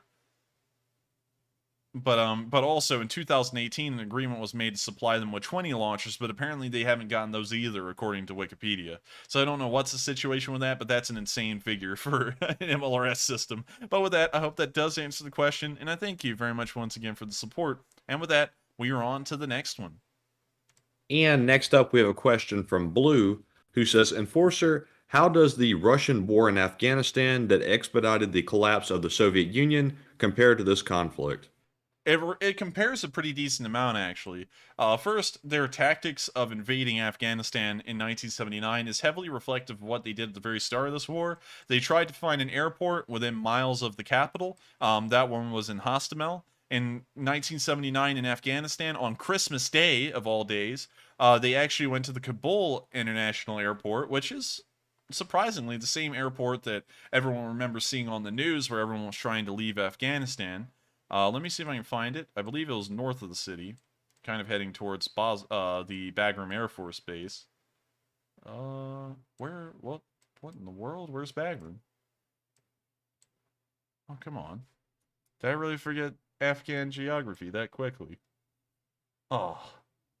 Fortunately, I can't find the airport on this map, but believe me, they did the same thing on the 25th of December. The Kabul International Airport is just miles out of Kabul, just like the Hostomel Airport is miles out of Kyiv. They secured a bridgehead there. They provided no support to those VDV troopers. In fact, those VDV troopers moved out of the airport into the presidential palace on the south side of the city, which is somewhere around here, I believe. And they proceeded to kill Hafizullah Amin, who was the president of Afghanistan at that time. And then they overthrew him and put in... I'm trying to remember his name. I forgot the guy's name, but they, of course, killed that guy, replaced him with a communist. And then the Russians, much like they did in Ukraine, drove down the highways. They only took the highways like they did in Ukraine at the start, and they raced down the highway to Kabul. And that's what they did. So it's very similar in that way to the Afghan war. But the difference is that the Afghans didn't put up an actual conventional war-like resistance against the Soviet invasion like Ukraine did. So while the first days of the war was heavily reflective of the Russians assuming there would be no resistance and they would just roll through the country, beyond that, there's really not a lot of similarities to how this war is unfolding. So with that, I hope that does answer the question. And I thank you very much for it. That was a really good one, actually. And that's kind of as far as the comparisons go.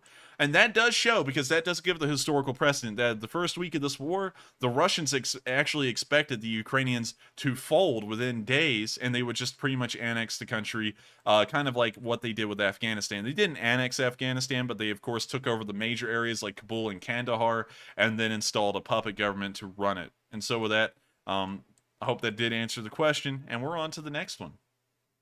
And next up, we had one more super chat come in. This time it's from Sweaty Chungus, who puts in a $5 super chat and says, I've been here since day 20. I missed 6 shows for fishing and females. You said that like it was a wildlife documentary. And now Sweaty Chungus shall endeavor out of the Enforcer stream to find females.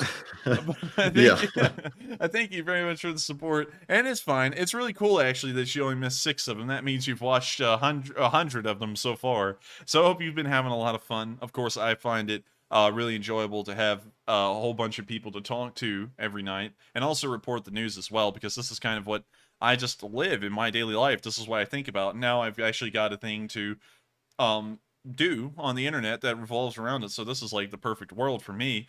But I do thank you so much for the support, and I'm glad that you've been watching it for that long and enjoying it that much. And so with that, we are on to probably around 2 or 3 more questions from the live chat, and then we'll be rounding out the stream. And so with that, we are on to the next one. All right, and next up we have a question from Pakating, who says, Enforcer, is the UN preparing to identify Russia as a terrorist state and committing genocide so that the UN can start air attacks and send in UN troops? Oh, well, I don't think they're doing it to that end, but yes, we do know that the United States is thinking about labeling Russia as a terrorist state.